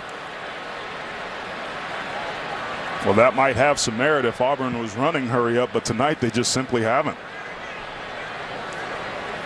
You know, the Tigers like to say they have only one tempo, and that's fast. But this has been one of the more slower-paced Auburn games we've seen in the last 2 years since Gus Malzahn brought the hurry-up, no-huddle back to the Plains. And that shows you the respect that Auburn has for this Texas A&M offense, which at the moment is being led by a true freshman quarterback. They're basically playing keep away. They don't want to go up tempo because they don't want to give the ball back to Texas A&M, which has lit this defense up all night long. Flag on 1st and 10. False start. Full start. Offense. 18. 5-yard penalty. First down. Foolish penalties. That's the 6th tonight for Auburn. 55 yards of penalties. A week ago, extremely problematic. This isn't the type of team that's getting ready for its championship run. You need to get better and work on the details. And right now, Auburn's letting the little things go, and it's costing them.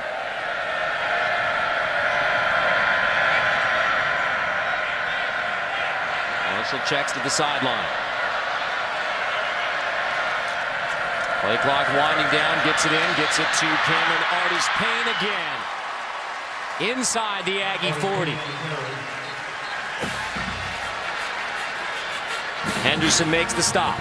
They're running to the weak side of that offensive line and being able to find room by being patient and then busting to the outside as we're seeing here. But this time the Aggies defense responds. It's going to be very close to the first down and looks like he might have got it.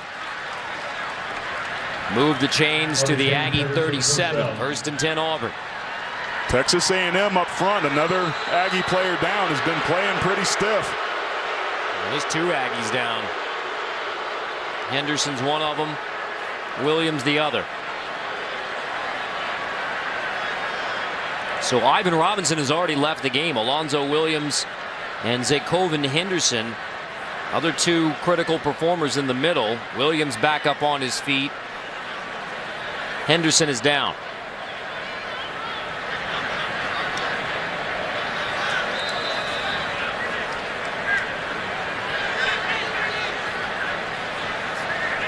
With Auburn driving, trailing 35-17, we step aside. Jamie Erdahl from Jordan-Hare Stadium. Gus Malzahn has never lost as head coach here at this stadium. 14 straight wins, 13 of them under Gus Malzahn. You go back to Alabama A&M at the end of 2012, began the streak. A year that Auburn didn't win an SEC game. On the counter, Artis Payne breaks free, tripped up, dragged down inside the 5. Cameron Artis Payne is carrying the load for Auburn to begin the second half. This is A&M trying to get to the perimeter. They're pulling offensive linemen to get out to the edge, and several missed tackles by the Aggies. And Auburn's knocking on the door trying to get back in this one. 9th carry of the second half already for Artis Payne. Rock Thomas near the 1. This is the point in the game that if you're Auburn, you have to let your offensive line take over. Look for them to feed Thomas again, or for 14, Nick Marshall to keep it. Marshall keeps it untouched. Touchdown Auburn. Is it the beginning of another magical comeback for the Tigers?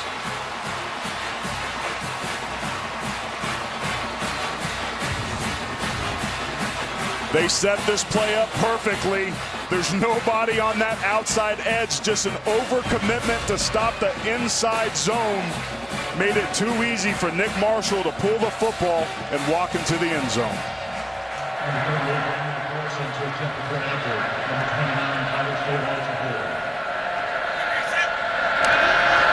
Carlson for the PAT. Cameron Artis Payne leads him down the field. Nick Marshall finishes it off.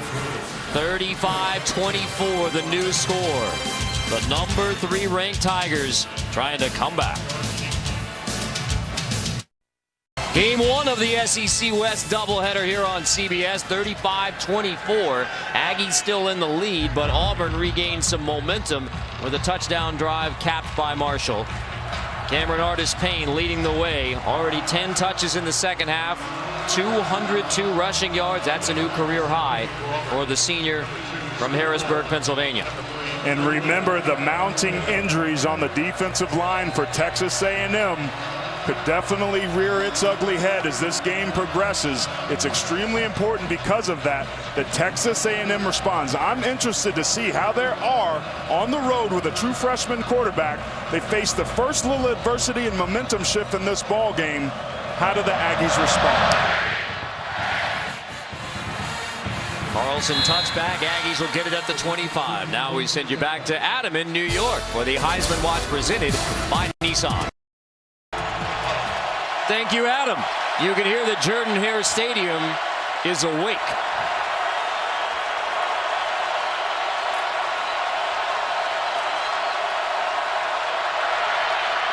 Allen hands off to Brandon Williams, maybe a yard. Then Bradley leads the way. If you're Auburn, that's exactly what you need to have happen on first down. Very minimal game brings up a 2nd and long.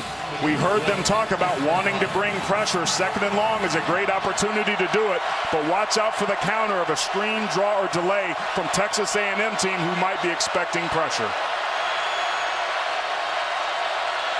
They can bring Chris Frost up the slot.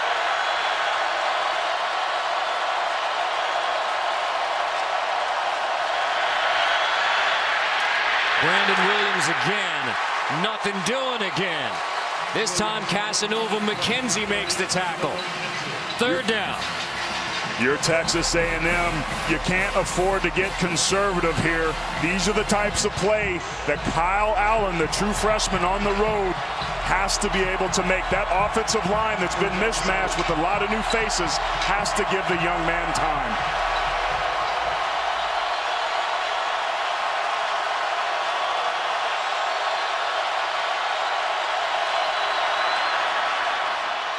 Allen, deep shot. Knocked away at the last second, intended for Josh Reynolds. There is a flag down. Jonathan Ford and Jonathan Mincy in coverage. Another foolish penalty by the Tigers. Offside. Defense, number 97. 5-yard penalty. Remains third down. Keep your eye on the center, Mike Matthews, right here, moving his head. He's got his head between his legs so he can see when it's a snap. He looks up, and that was just enough to be able to draw Auburn offsides. Elijah Daniel called for the offsides to make it 3rd and 2.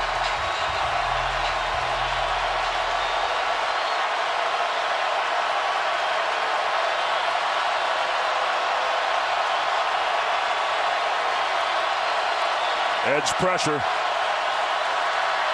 Option. Carson. First down, Texas A&M. Ford makes the stop on Trey Carson. Just a great play call that time by Texas A&M. They brought pressure off that right side. The end bites on the quarterback. There's nobody out there. And again, once again, Josh Reynolds out on the outside, providing a nice block for the pickup. On 1st and 10, back to the air. Bobbled, caught. Ricky Seals-Jones near midfield. That was a huge conversion on that last one, Carter, because of the way this crowd was getting into it. That first down conversion shut down this noise. Now Texas A&M needs to relax. They know they can run the football at times, but they cannot afford to make mistakes and give Auburn back the football. 14 for 20 now for Kyle Allen facing this environment. 18 years old, first SEC start. Shovel toss, that's Kennedy. Bottled up, slips free. Inside the Auburn 30, Malcolm Kennedy on the shovel pitch, takes it inside the 10. 1st and goal, Aggies. Unbelievable open field running on the speed sweep by Texas A&M that time. Malcolm Kennedy doing his best impersonation of Cameron Artis-Payne. That was phenomenal in the open field. 42-yard pickup. 1st and goal, Ags.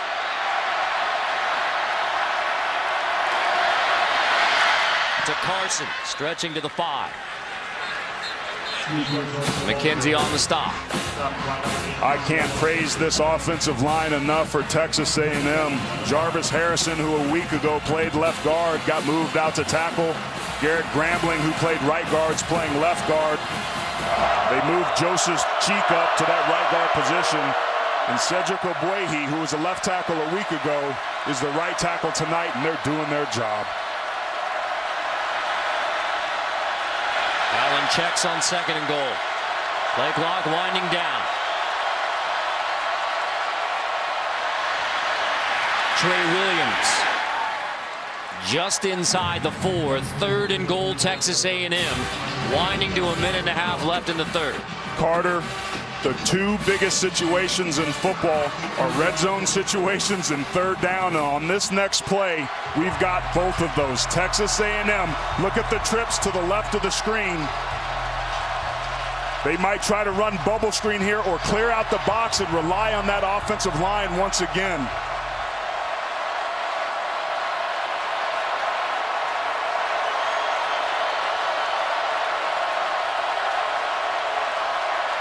Man coverage up there. Play action. Allen looks that way, brings it back. Tosses incomplete off the hands of Josh Reynolds. TJ Davis there in coverage on Reynolds to force 4th down. Credit that Auburn Tiger defense for holding pretty decent protection up front, good pocket, but he has nowhere to throw the football, so he extends the play. He tries to force it, and that ball should have been caught by Josh Reynolds. That should have been a touchdown, but credit Auburn for finding a way to win themselves in the red zone. This one easier than the last one for Josh Lambo. Missed from 49, this a chip shot 22-yarder.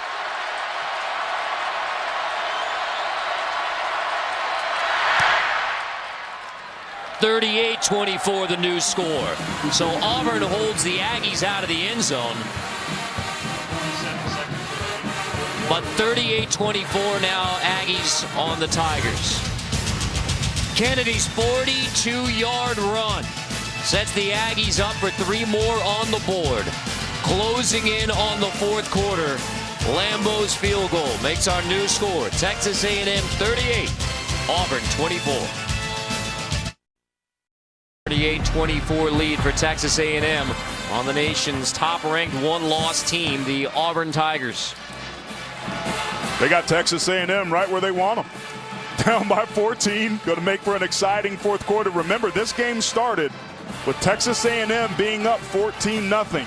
And then right away, Auburn, bam, bam, scored quickly and tied it up without any hesitation. Carter, I think this thing is long from being over. That's what the Auburn fans are hoping for. 47 seconds left in the third. Trail by 18 at the break. Trail by 14 now. And it's ironic, this Auburn team has had enough experience where they've learned how to win and hang in there. But this is a young A&M team that's going to learn a very important lesson tonight. Hopefully for them, it'll be one that they want to learn. Grant takes a knee. Auburn gets it at the 25. We check with Jamie Erdahl. Carter, it has been an absolute emotional roller coaster on this Auburn bench all throughout the first half, throughout injuries and giving up the lead. Now in that last drive, you had players. Quan Bray was standing on a bench trying to get the crowd into it, and then the third down conversions. They still seem disappointed that they converted on that field goal on that last drive, but we know this team. Coach Malzahn told us yesterday that this is the game last year against Texas A&M that they felt like this team came together and they know they can close out games. Absolutely, Jamie. Malzahn said at College Station last year it all started there. The wins in tight games, the victory at Kyle Field 45-41 for Auburn. Back to Quan Bray, gets it to the 35. And this is what Auburn will do. They'll stretch you out and make you defend the entire field and then come back and gash you up in the middle. That's where the big plays come from. And now that you see they're running a little bit quicker tempo here. Marshall pulls it across the 45, slips his way into Aggie territory, rolling all the way to the 35. Nick Marshall. I said it the series before that we needed to see more 14 legs, and he delivered that time. Some poor tackling by the Aggies on that last play. 30-yard pickup. Back to Cameron Artis-Payne. Takes it to the Aggie 31. 3 yards is a win for the Aggies. They got a win here on second down, though. That defensive line's been doing a good job of being stout. So we head to the fourth quarter with the number 3 team in the nation trailing by 2 touchdowns at home. But Cameron Artis-Payne, Nick Marshall, and the Tigers driving. Can they punch it in to begin the fourth? We return to Auburn right after this word from your local station.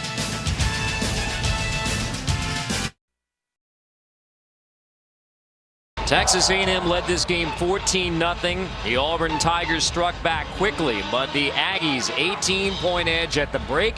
And as we begin the fourth quarter, it is A&M once again up by 2 touchdowns. Carter Blackburn, Aaron Taylor, Jamie Erdahl from Jordan-Hare Stadium, Auburn, Alabama, where the Tigers have won 14 straight.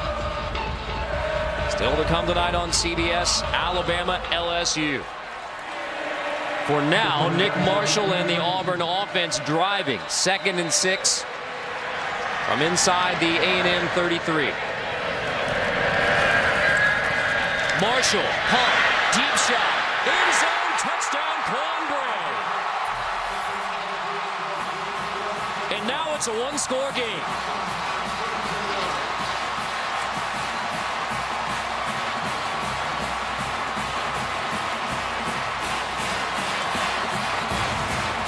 That's Victor Davis, number 28, just on a stutter and go. He's a true freshman, falls for it. And we talked about Nick Marshall's ability to throw the football. The one area of his game that improved the most from last year to this just made this a 1-score game. That ball was on the money.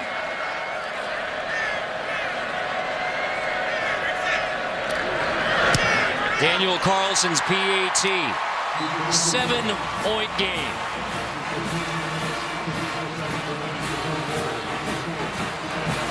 Let's take a look at that touchdown again, Carter.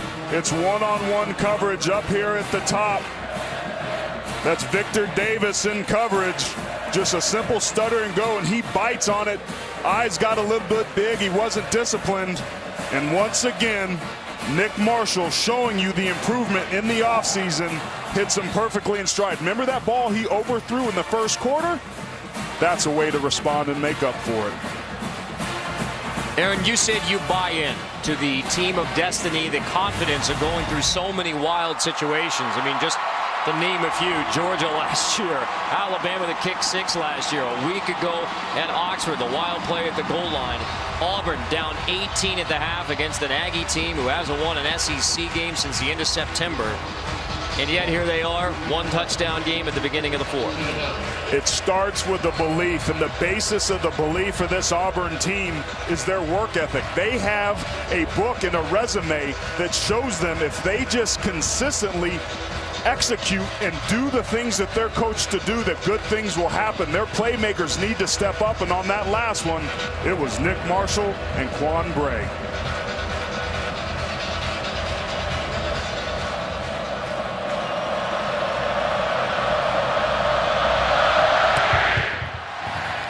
Carlson's kickoff. Speedy Noyle fields in the back of the end zone, decides to bring it out.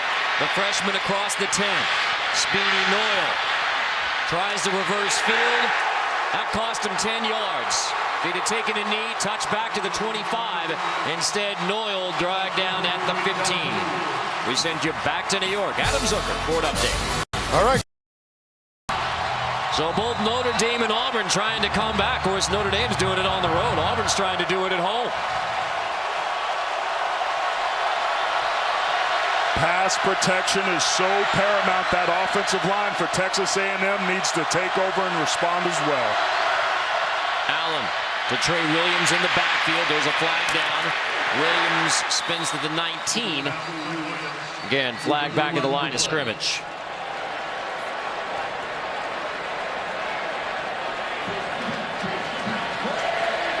This would significantly back Texas A&M up if it's against the Aggies. Shot block.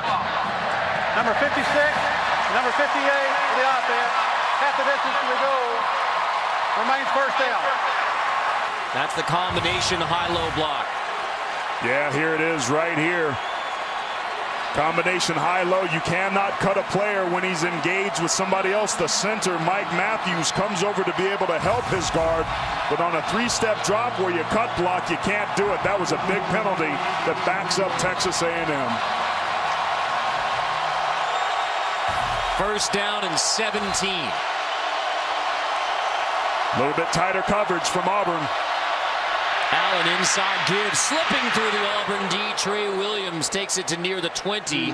Therese makes the stop. Breathing room, and it's only second down. We talked about that offensive line getting a hat on a hat and picking people up. Look at that, Carter. I could pick up a first down if I was running through holes that big. This is an offensive line that is completely rebuilt from a week ago, and that was a huge way to respond on first down. Especially after the chop block. Another flag down. Allen, deep shot, may have been a free play. Try the deep shot to Edward.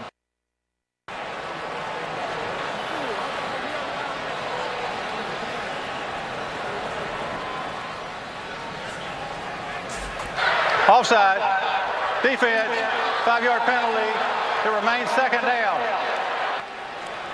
Just foolish penalties again by this Auburn team. Those are coach killers. You see Gus Malzahn, he can't be happy with his unit, especially after that penalty they had on the chop block. It's now second and extremely short. From first and 17 to second down and 1, Aggies move the chains. Boy, Auburn had them pinned back after the chop block, bringing pressure on the true freshman quarterback right with a student section behind him. And instead, an easy conversion on second and 1 for the Aggies. Foolish penalties cost you ball games, and you're right, Carter. This crowd was absolutely into it, but now because of the conversion, they're sitting back down and not making nearly as much noise. Texas A&M just needs to relax and continue to execute. And where's that pressure that we heard Auburn was going to bring? It just hasn't been here in the second half. Ben Compton in at tight end. Brandon Williams on the toss. Williams gets 10. So the Aggies starting to go to the ground game, which is what they used last week against Louisiana Monroe. Started to use tight ends and didn't exactly look like the hurry-up, fast-paced Aggies a week ago. A week ago, they only had 137 rush yards and averaged 3.3 yards per carry. It's quite a bit different story tonight. Texas A&M extremely successful running the football. Trey Carson back in at tailback. Timeout Auburn. So the Tigers will try and regroup defensively prior to another second down and 1. First time out of the half. Second time the Aggies have faced second down and 1. Converted the last time. Still leaded by a touchdown on the Plains.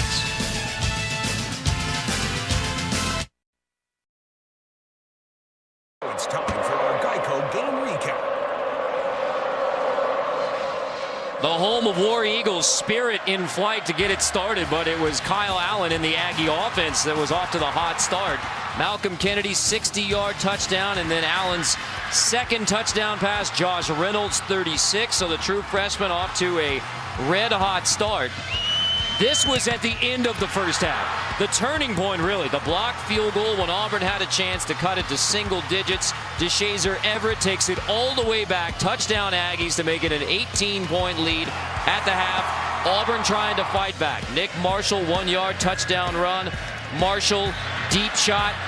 Quan Bray touchdown for the Auburn Tigers to make it a one-score game. 12:55 to go in the fourth quarter.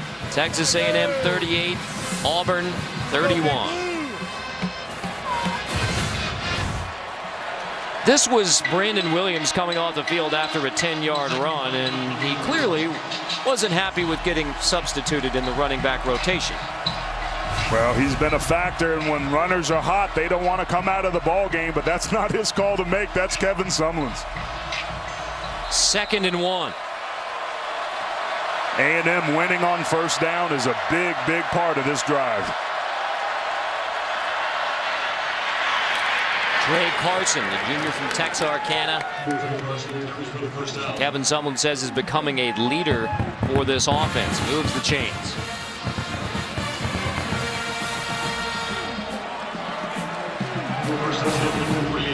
Still a lot of time, especially for a one-score game.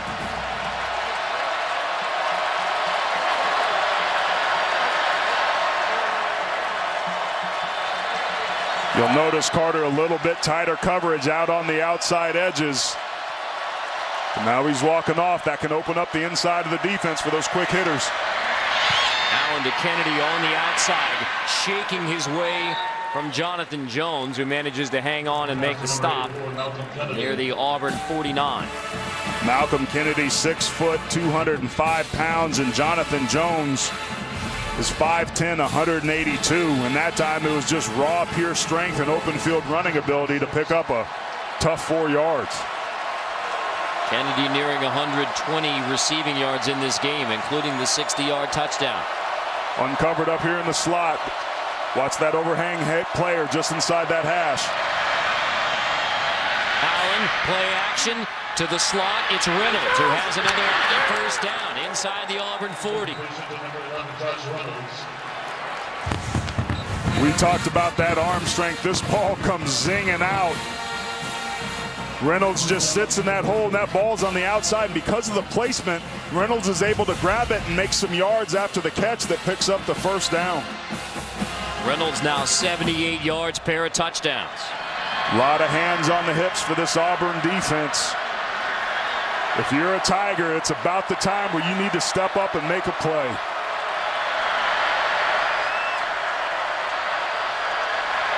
Pressure up the middle. Carson right into the pressure. Gives us a chance to check with Adam in New York. Well, Carter, this could be turning into Notre Dame's biggest comeback in a decade. They've scored 28 straight points now. Everett Golson to Amir Carlisle. Golson's got a career-high 423 yards, having the kind of game Jameis Winston had last week. They're only down 3 now at Arizona State. Back to you. Looks like Notre Dame is a team of destiny, possibly, huh? He's literally puffed out like a proud papa right now. Peacocking up here. So Notre Dame coming back against Arizona State. Auburn still trails by 3. That's a complete pass. Ricky Seals-Jones, the highly regarded redshirt freshman from Sealy, Texas, Eric Dickerson's hometown, west of Houston. Seals-Jones took a medical redshirt last year, 2 games injured, played all over the field in high school, and now is starting to be an impact player for the Aggies. There was some pressure from that backside. We asked where that pressure was from Auburn on this drive. As soon as they cross the 50, they've significantly dialed up the pressure. That could potentially put them in some man-to-man coverage situations. And that's going to be something that Texas A&M is going to have to be able to take advantage of. We haven't seen hardly at all Speedy Noyle. We talked about him in the opening lineups. He's a dynamic freshman, been very quiet tonight. Made a questionable decision to bring that football out, as you mentioned, Carter, on that last kickoff. But number 2, when they've needed to make plays the last couple weeks, has stepped up and made them for him. Speedy Noyle doesn't have a catch. Bring out the chains to measure. It will be 3rd down. 3rd and 1. A very short one.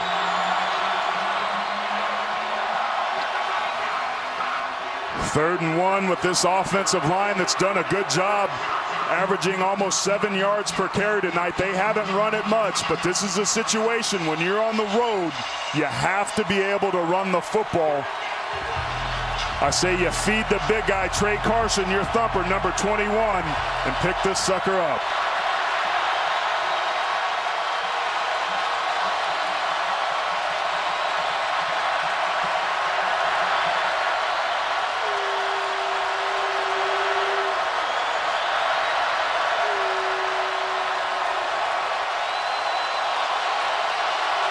They better be careful. 7 seconds left. They got to get the snap off. Play action. Allen on the roll. Caught. There's Speedy Noyle inside the 20. His first catch of the day takes the Aggies inside the 15. Play action on 3rd and 1. This is almost the similar play that we saw Nick Marshall make a week ago early on in the ball game. He throws that football with so much strength being outside the pocket. Speedy Noyle doing an excellent job of finding the hole in that zone defense for the big first down. His first catch was a huge one. 15-yard pickup takes Texas A&M into the red zone, brought to you by Verizon.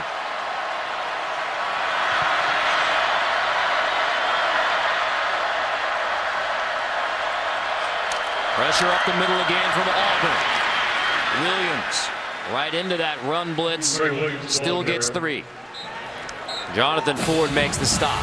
Just look at Mike Matthews, the center. He's talking to his offensive lineman. It's so loud they can't hear. He's trying to change the play, pointing out the Mike linebacker. And watch this job that he does getting his team set. Just an excellent job. The one position that didn't change with all those line positions is proving to be the most important. Mike Matthews doing an excellent job of directing this offense up front.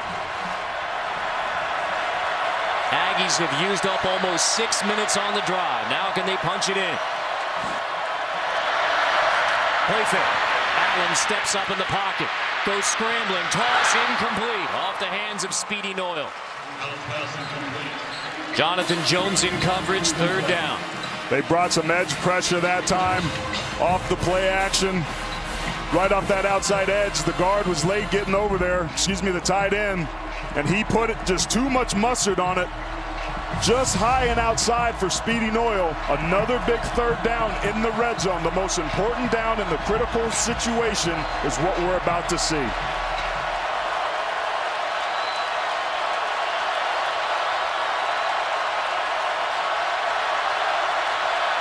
Auburn shows pressure.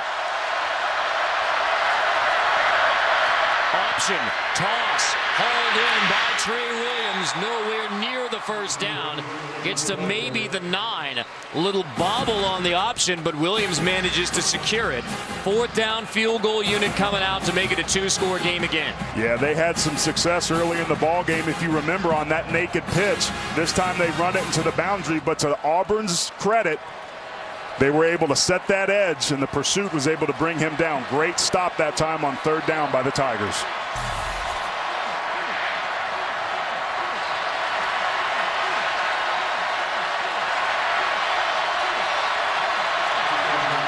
Lambeau 27-yard attempt.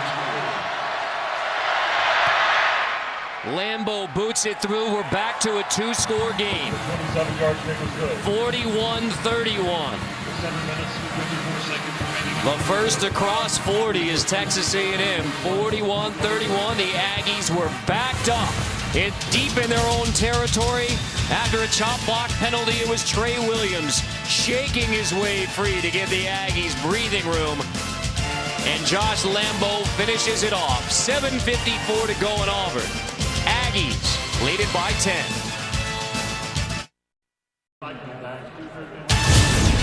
The Home Depot SEC on CBS is sponsored by Napa, Geico, Nissan, and by Chick-fil-A. Bobby's doing his best to get Jordan Hare fired up again. Trailing by 10 against the Aggies. Now Red Lobster presents today's Scholar Athletes. For Texas A&M, Clay Honeycutt graduated with a degree in health already, two-time member of the SEC Honor Roll. For Auburn, Patrick Young with a 3.61 GPA. He is a pre-med major and a Rhodes Scholar nominee. Red Lobster's commitment to the investment of our future is shown today by donating $1,000 to Texas A&M University and Auburn University's General Scholarship Fund. Aaron, we began the day talking about how third-ranked Auburn is not shied away from the championship goals, SEC National Championship. They already have one loss. If they're not able to come back, that's loss number 2. Those goals are out the window. There's no question these last almost 8 minutes of this fourth quarter are going to be huge, not only in this conference, but across the national landscape for the Auburn Tigers. Grant takes a knee. They'll get it at the 25. We check with Adam in New York. All right, Carter. Arizona State has answered the Irish. Taylor Kelly to Demario Richard. 5 plays, 75 yards. It's 41-31 Sun Devils with under 4 minutes to go, Aaron. You taking the bait? We're just doing that for the ratings to make it interesting. Don't count the Irish out. Oh, maybe Auburn's thinking that as well. Well, we certainly appreciate it. 7:54 to go. I mean, you've said time and again, Auburn is capable of quick scores. We saw 2 of them in the first quarter when they were down by 2 touchdowns. And Texas A&M has to be careful that they don't get themselves too conservative here. Marshall slipping away from pressure, slipping away from Everett. Knocked out of bounds by Myles Garrett, the freshman defensive end, but here's the flag. And that might be a foolish penalty on Texas A&M for a personal foul for a late hit out of bounds. That's not the way you win ball games. You want to beat the champ, you got to knock the champ out. You certainly can't do stuff to help him. Personal foul, face mask, defense, 15-yard penalty, automatic first down. No question. There's the true freshman, Myles Garrett. That time he uses his good hand, the one without the cast, to tack on another 15 to this potent Tiger offense. They're one of 10 freshmen who have played today for the Aggie defense, 9 of them true freshmen.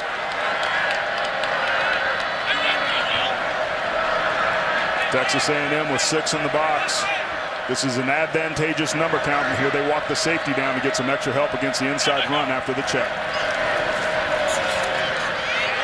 Marshall pulls it, tosses it, incomplete pass to Quan Bray.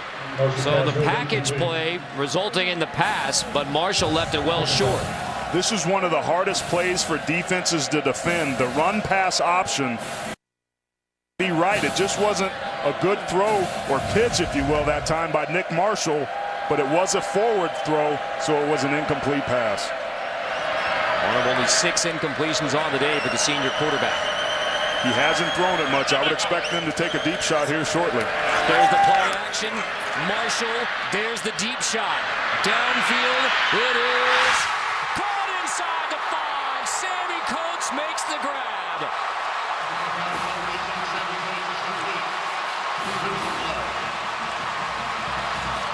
The big play specialist for Auburn, Sammy Coates. 52-yard grab, negating the flag. We talked about the arm strength and accuracy. Pass interference, number 29 of the defense, The penalty will be declined. First down. Nick Marshall, credit that offensive line with a ton of time. He's high-low. That ball just drops into two defenders. A beautiful ball and great concentration that time by Sammy Coates. Remember, Coates is out there without the help of Duke Williams, who left the game earlier with the knee injury. First and goal, Auburn. But first,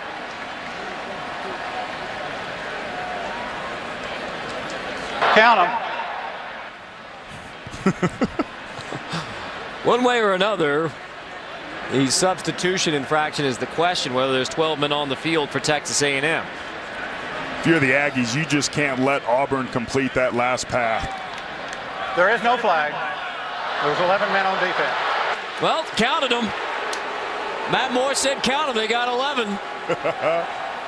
All right, here we are in the red zone. If you're Auburn, you like to run the football down here. They feed 44 first and then counter with the legs of Nick Marshall, 14. First and goal. Marshall pulls it. Marshall, touchdown Auburn.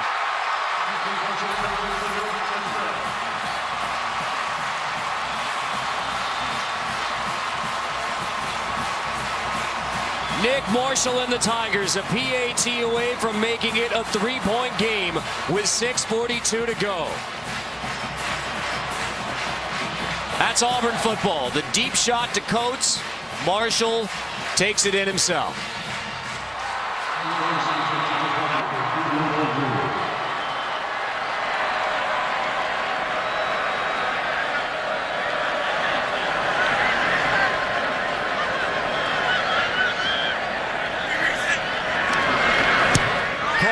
PAT makes it 41-38. 6 minutes, 42 seconds left. The deep shot we anticipated, a 52-yarder to Sammy Coates to set up first and goal for the Auburn Tigers. Nick Marshall takes it himself. Number 3 Auburn down 18 at the half. Only trails by 3. It goes for 52 yards from Nick Marshall to Sammy Coates to set up the field goal. Playmakers make plays, and this is exactly what feeling like a team of destiny looks like. When they needed a play, they put the football in the hands of its quarterback, and Nick Marshall dropped a dime into the arms of Sammy Coates, who ran a great route and beat 2 defenders who should have easily knocked that ball down. What an amazing play. Remember, Sammy Coates was banged up all year. He was finally healthy, and it came just in time. This game ain't over, but he's a big part of why they're back in this thing.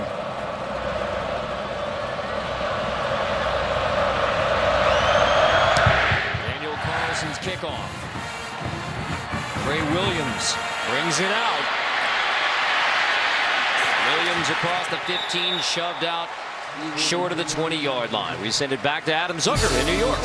All right, Carter, number 2, Florida State is underway. Jameis Winston lumbering through the Virginia defense down to the 2-yard line to set up a touchdown run. They have a 7-0 lead early on. And a couple minutes ago, Arizona State with their second pick 6 of the day. They are up 17 with just over 2 minutes left on the Irish. Guys? Looks like the Irish come from behind bid will likely fail in the desert. Auburn's come from behind effort here on the Plains against Texas A&M. Remember, Auburn was down 18 at the half, down 2 touchdowns in the second half. Aggie football 6:37 and a 3-point game. Brandon Williams drilled as he gets to the 20. Jonathan Mincy, the senior corner from Decatur. He's the vocal leader of this defense. Jonathan Mincy, the boundary quarterback. They put him in there. They expect him to be able to come up and run support. And if he misses that tackle, it could have been off to the races. That was a tremendous play by 6.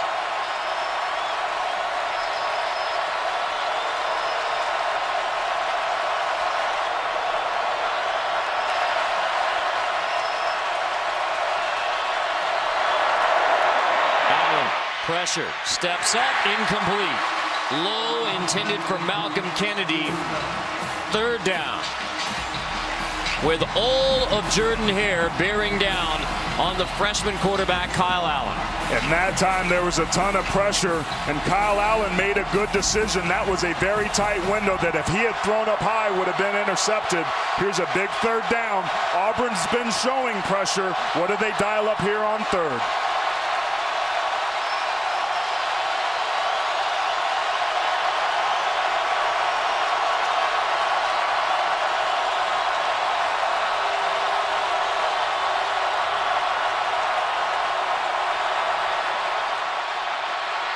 Allen to the sideline, incomplete, intended for Josh Reynolds.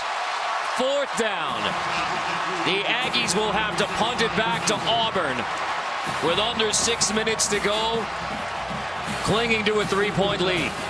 The job of a defense, Carter, is to get yourself off the field. And that time, defensive coordinator Ellis Johnson's unit for the Tigers did a masterful job. That was just a blind back shoulder throw that wasn't on target. That time they weren't in sync. And the Aggies punting, as you mentioned, extremely potent and hot offense. Quan Bray calls for the fair catch. Great punt from Kaiser. Quan Bray grabs it at the 20 after a 60-yard punt from Drew Kaiser. Auburn football down by 3, 5:40 to go.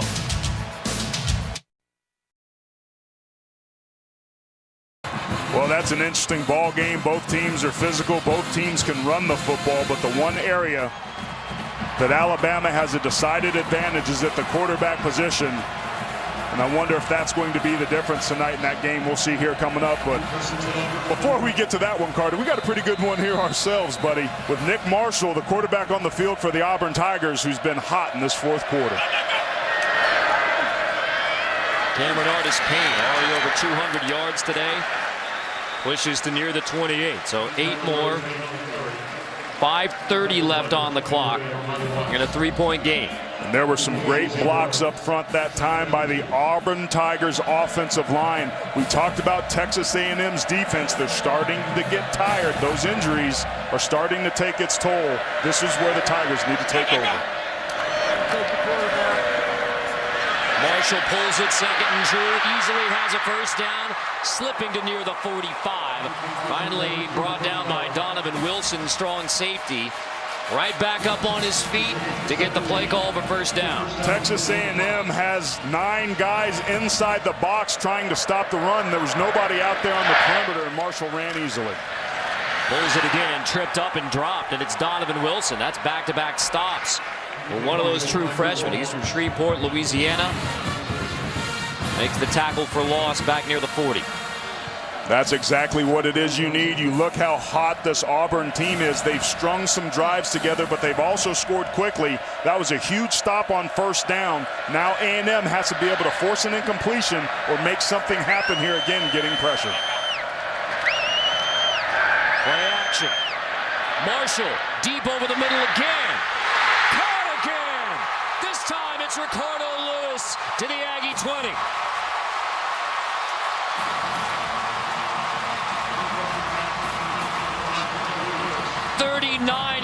Marshall to Lewis. Just got perfect inside coverage. One-on-one on the outside and a slant route and another precision thrown pass by Auburn. The ruling on the field was a catch. The previous play is under further review.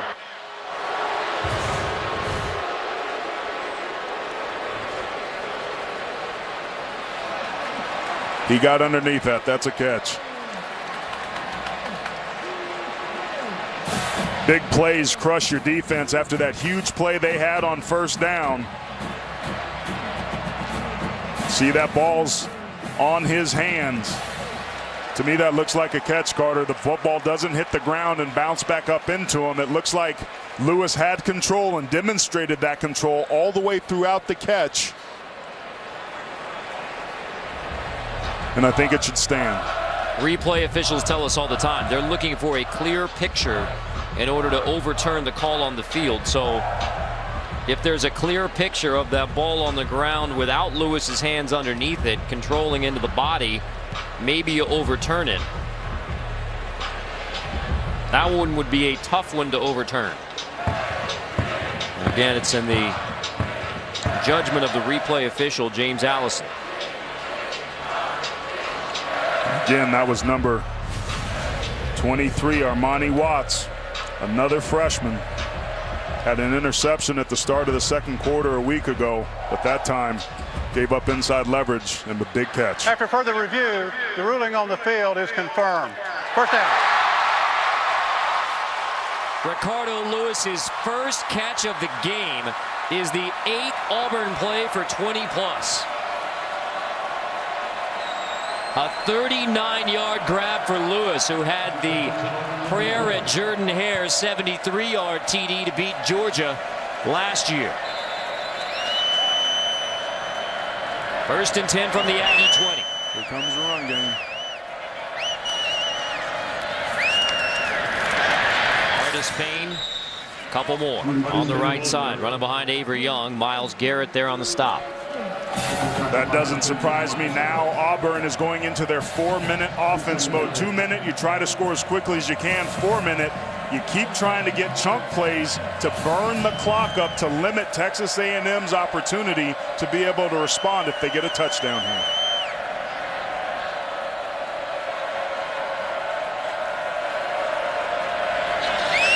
Winding to 3:30. Marshall, screen outside. That's Lewis again. Blockers on the edge. Lewis dives forward to the 6. 1st and goal, Auburn. 3:21 to go. Did you notice how far off the football Texas A&M is playing? They're afraid to give up big plays, and because of that, the safety's just so late getting over there that Lewis was able to easily pick up that first. 1st and goal, Artis Payne. Pushing his way forward and pushing the pile, marking down right around the 2. What they're doing upstairs is seeing how the in-man on the line of scrimmage is responding when they hand that football off inside. That time, Texas A&M had 2 defenders on the outside. My guess is they feed them inside again here. 2nd and goal, Artis Payne. Fumble, loose ball, Auburn's on top. Artis Payne got back on top of the fumbled exchange between Marshall and the running back. And now we'll check. Artis Payne on top for a moment. Texas A&M football. Wow. Obioha recovers it with 2:37. The Aggies have a 3-point lead in the football at Auburn. Huge mistake. Nick Marshall's reading the in-man the line of scrimmage. He sees it. He wants to keep it. Artis Payne thinks he has it. I think Marshall should have given that football to Artis Payne based on how Texas A&M was playing on the line of scrimmage. And a huge, costly turnover deep in the red zone for a team that played in the national championship a year ago. Artis Payne at the bottom of that pile has the football initially. Now what the officials ruled is that Obioha controlled it. That when Artis Payne had it, he was not down. Right there. 95, Obioha. It's a fumble recovered by Texas A&M. The previous play is under further review. Back upstairs to James Allison. If Artis Payne is controlling it while he's on the ground, it's Auburn football. That's obvious. So if there's a knee down while Artis Payne controls it.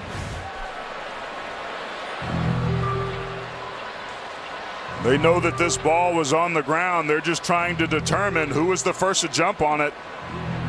Almost right there.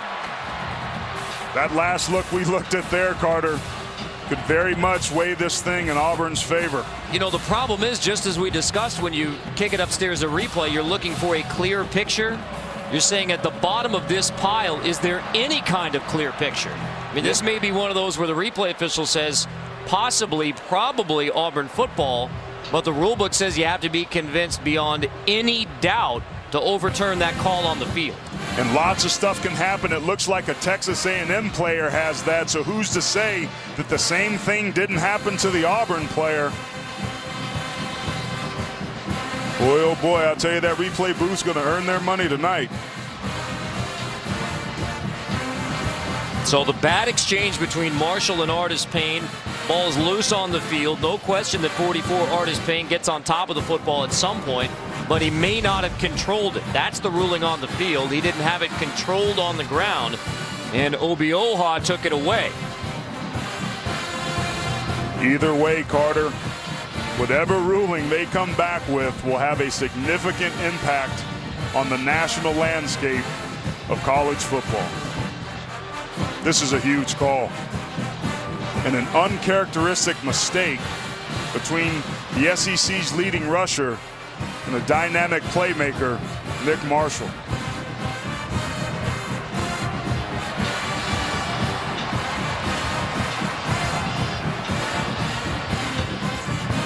Here's the call. After further review, the ruling on the field stands. First down. Aggie football. Now the wording from Matt Moore there, the referee, that the ruling on the field stands, means that the replay official James Allison did not have that clear picture, the indisputable video evidence to overturn it. He didn't say confirmed, he said the play on the field stands. Texas A&M football, because that was the call on the field. 2:37, Aggies have it with a 3-point lead, but they're backed up near their own goal line. Allen out of the end zone. Brandon Williams. Maybe the 5. Carter, we talked about Auburn being a team of destiny. We opened the show with that. Auburn, that is their second timeout of the half. We have a 30-second timeout. How ironic is it that we find ourselves in this situation? Can they have another miracle? 41-38 Texas A&M on number 3 Auburn. Before this game is done, the play of the game presented by Napa Auto Parts. Question for Auburn is, will they have the play of the game and another dramatic Tiger win? One timeout left for Auburn. 2:31. Allen handing off again. Trey Carson shoved back. Third down coming up. Auburn taking another timeout.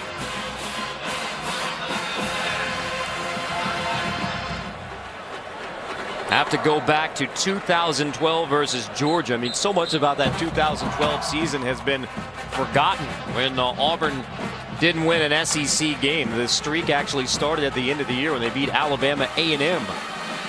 And then Gus Malzahn 13-0 at home in his tenure as Auburn's head coach. 14 straight wins overall. You go back to last week, I mean, the wild ending to Ole Miss, wild and really tragic ending for Laquan Treadwell. The terrible injury, but he fumbles. Auburn ends up taking it. Now this is the play at the 1 again. The ball is loose. It is ruled recovered by Texas A&M. Now there is still 2:26. Auburn doesn't have a timeout, but you get a stop here. There's plenty of opportunity for the Tigers to have another dramatic finish. And this is an interesting play call. If you're Texas A&M, you can't afford to be too conservative here because you have to pick up this first down, but you also don't want to turn the football over. Auburn has been aggressive, bringing pressure on the true freshman on the road who's backed up to the student section. Let's see if they come after the young man here. Allen calls in the end zone. Williams, did he get out? Yes, just barely. No safety. Trey Williams manages to just get it across the goal line before Frost and Adams bring him down. They brought pressure off that outside edge, and just an outstanding job of Robinson Therese coming off that hedge on the outside, beating the block of the receiver for an almost safety. That's Malcolm Kennedy, who made the big play earlier and has done a great job of blocking. That's the way to step up and make a play if you're a defense. Kaiser's last punt went for 60, but he will have very little breathing room. He'll be punting out of the back of his own end zone and punting to Auburn's Quan Bray, who has 2 punt returns for touchdowns this season.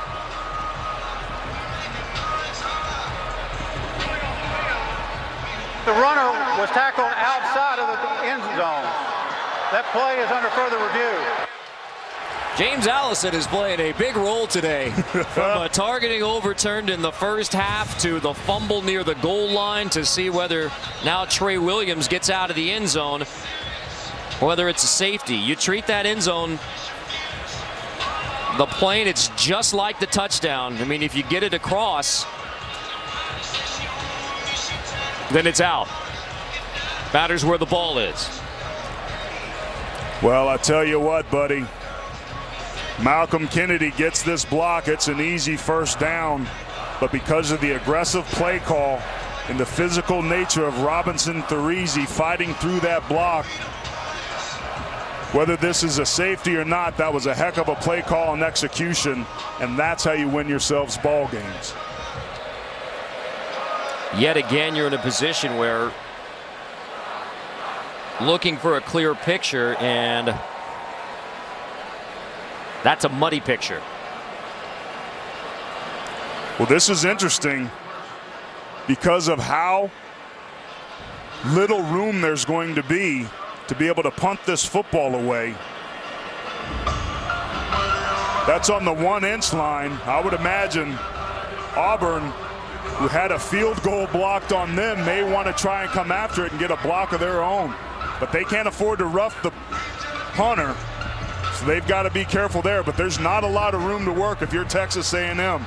That's if the call stands. In replay right now, then it's the sole discretion of the replay official, James Allison, as to whether Williams got out. And just like the last one, I think you don't have clear enough picture to overturn it. After further review, the ruling on the field stands. The clock will start on the snap.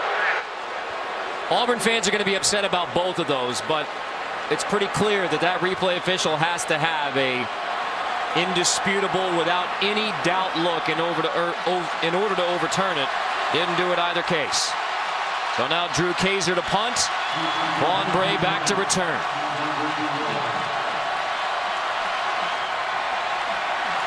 It's the little things, the details. Texas A&M has to get off a clean snap. But the worst case scenario for Auburn coming out of this is that they have the football with 1.5 minutes at midfield. Kaiser gets it away. Bray from the 49. Quan Bray driven back to the 44-yard line. 1 minute, 28 seconds, 3-point game. Auburn doesn't have a timeout. Daniel Carlson, the redshirt freshman, is long 46. We asked Gus Malzahn, how much confidence do you have in your freshman kicker who hadn't attempted a field goal the last 2 weeks? He said, my confidence level in Carlson is, quote, very high. Will he have a chance to tie it? Or will Nick Marshall and the offense take care of business in dramatic fashion again?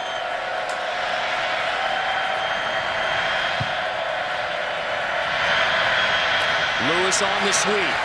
Turns the edge, gets inside the 35. So you're looking right now at about a 50-yard field goal attempt from Carlson. The 41-yarder was blocked, returned for a touchdown at the end of the first half. And remember, Auburn burned all of its timeouts, so if they don't get a first down, that clock's going to keep ticking. Marshall complete. Coates goes down right at the 28. As soon as he makes the grab for the first down, hits the deck. Clock stops to move the chains, minute 5. I think Texas A&M needs to be aggressive here. They can't be too conservative and sit on their heels and play not to lose this game, because that's how you get yourself beat. I think they need to come after it. The ball got snapped forward. Loose ball. Did Auburn get on top?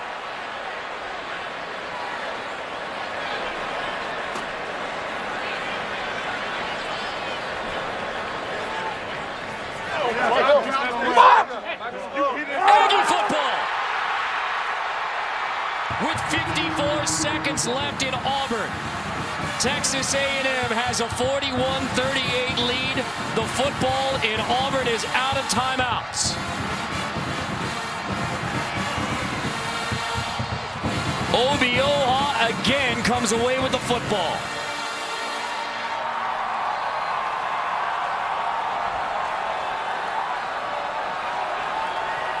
Another discussion among the officials.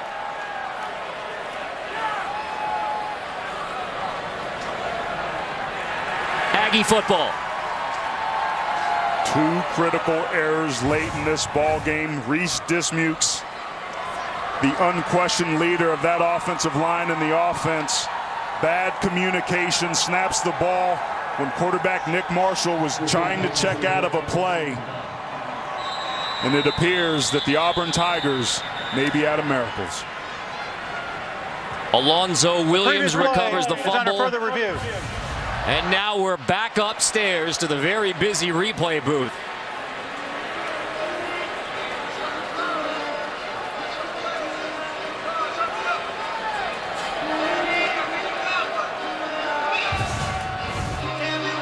They know this another, is, yep. Sorry, buddy. They know that this is a fumble. They're just trying to see who gets it. Clearly, to me, it looks like Texas A&M recovers that. And another mental error by this Auburn team. This one may be the clearest of them all, as far as the replays that we have seen in the last couple of minutes.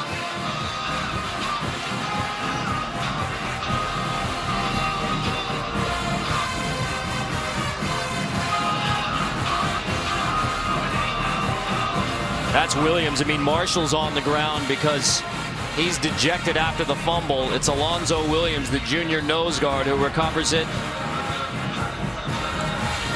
Earlier this week, Alonzo Williams said that the chemistry in the team's locker room was not where it needed to be.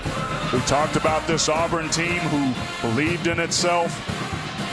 After further review, the ruling on the field is confirmed.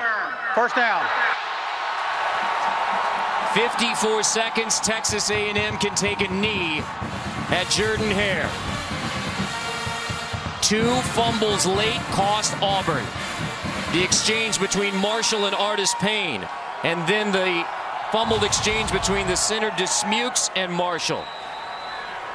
And one of the stunning results of the year in the SEC and all of college football, Texas A&M, who had lost 3 straight.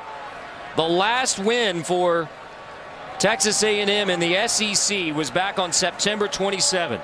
They win a week ago against Louisiana Monroe in unconvincing fashion, 28-16. Then come on the road as huge underdogs against number 3 Auburn with a true freshman quarterback, with 10 freshmen playing on defense, and yet the team to snap the 14-game home winning streak for the Auburn Tigers, the Aggies of Texas A&M. Number 3 goes down, 41-38.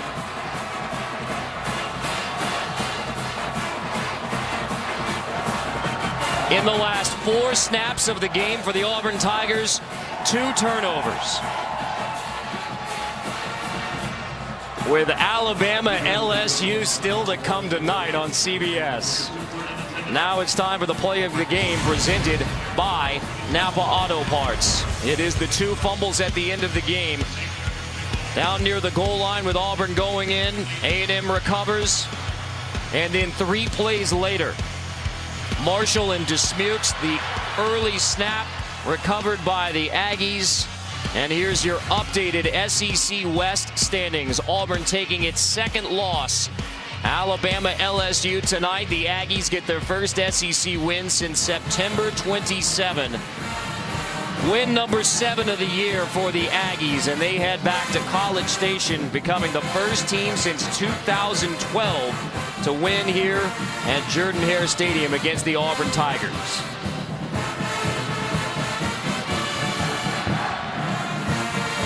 With the freshman leading the way. Aggies win it 41-38.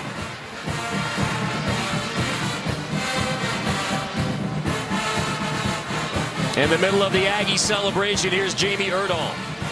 Coach, walk us through the emotion of those fumbles towards the end of the game and how you kept your sideline under control. Well, I don't know if it was keeping anybody under control. Nobody knew what was going on. Everybody thought they had the ball. You know, our guys played hard, you know, and they got down to the end of the game, and we made a couple plays. They made some mistakes, and we capitalized on it. Specifically, the group of true freshmen, how do you feel like they handled this against a number 3 ranked team in the nation? Well, you know, you go on the road in this league, shoot, every game's hard. It's a good football team. like I said, we played hard tonight. The young guys, you know, we ran out of people on defense, but they just kept playing, and hopefully we can learn from that. Is Kyle Allen your guy moving forward after what you saw today? Well, he's been the guy. So, you know, we made a decision a couple weeks ago, and I think he made some mistakes, but obviously he was poised. I said a week ago, he learned a lot more about himself a week ago, and we learned a lot more about him. We learned more tonight. And what did the rest of your group feel like you learned tonight as you move forward the rest of this season after this upset? Well, our level of play, our intensity level has picked up, our enthusiasm. You know, we still got a lot of football to play. You know, we got another tough team next week, the last couple of weeks, and we can really, you know, based on what happened in the middle of the season, for these guys to come out and play the way they did tonight, I couldn't be proud of this coaching staff and these kids. All right, Coach, thank you. All right, thank you. For the third time under Kevin Sumlin, the Aggies of Texas A&M go on the road and defeat a top 5 opponent.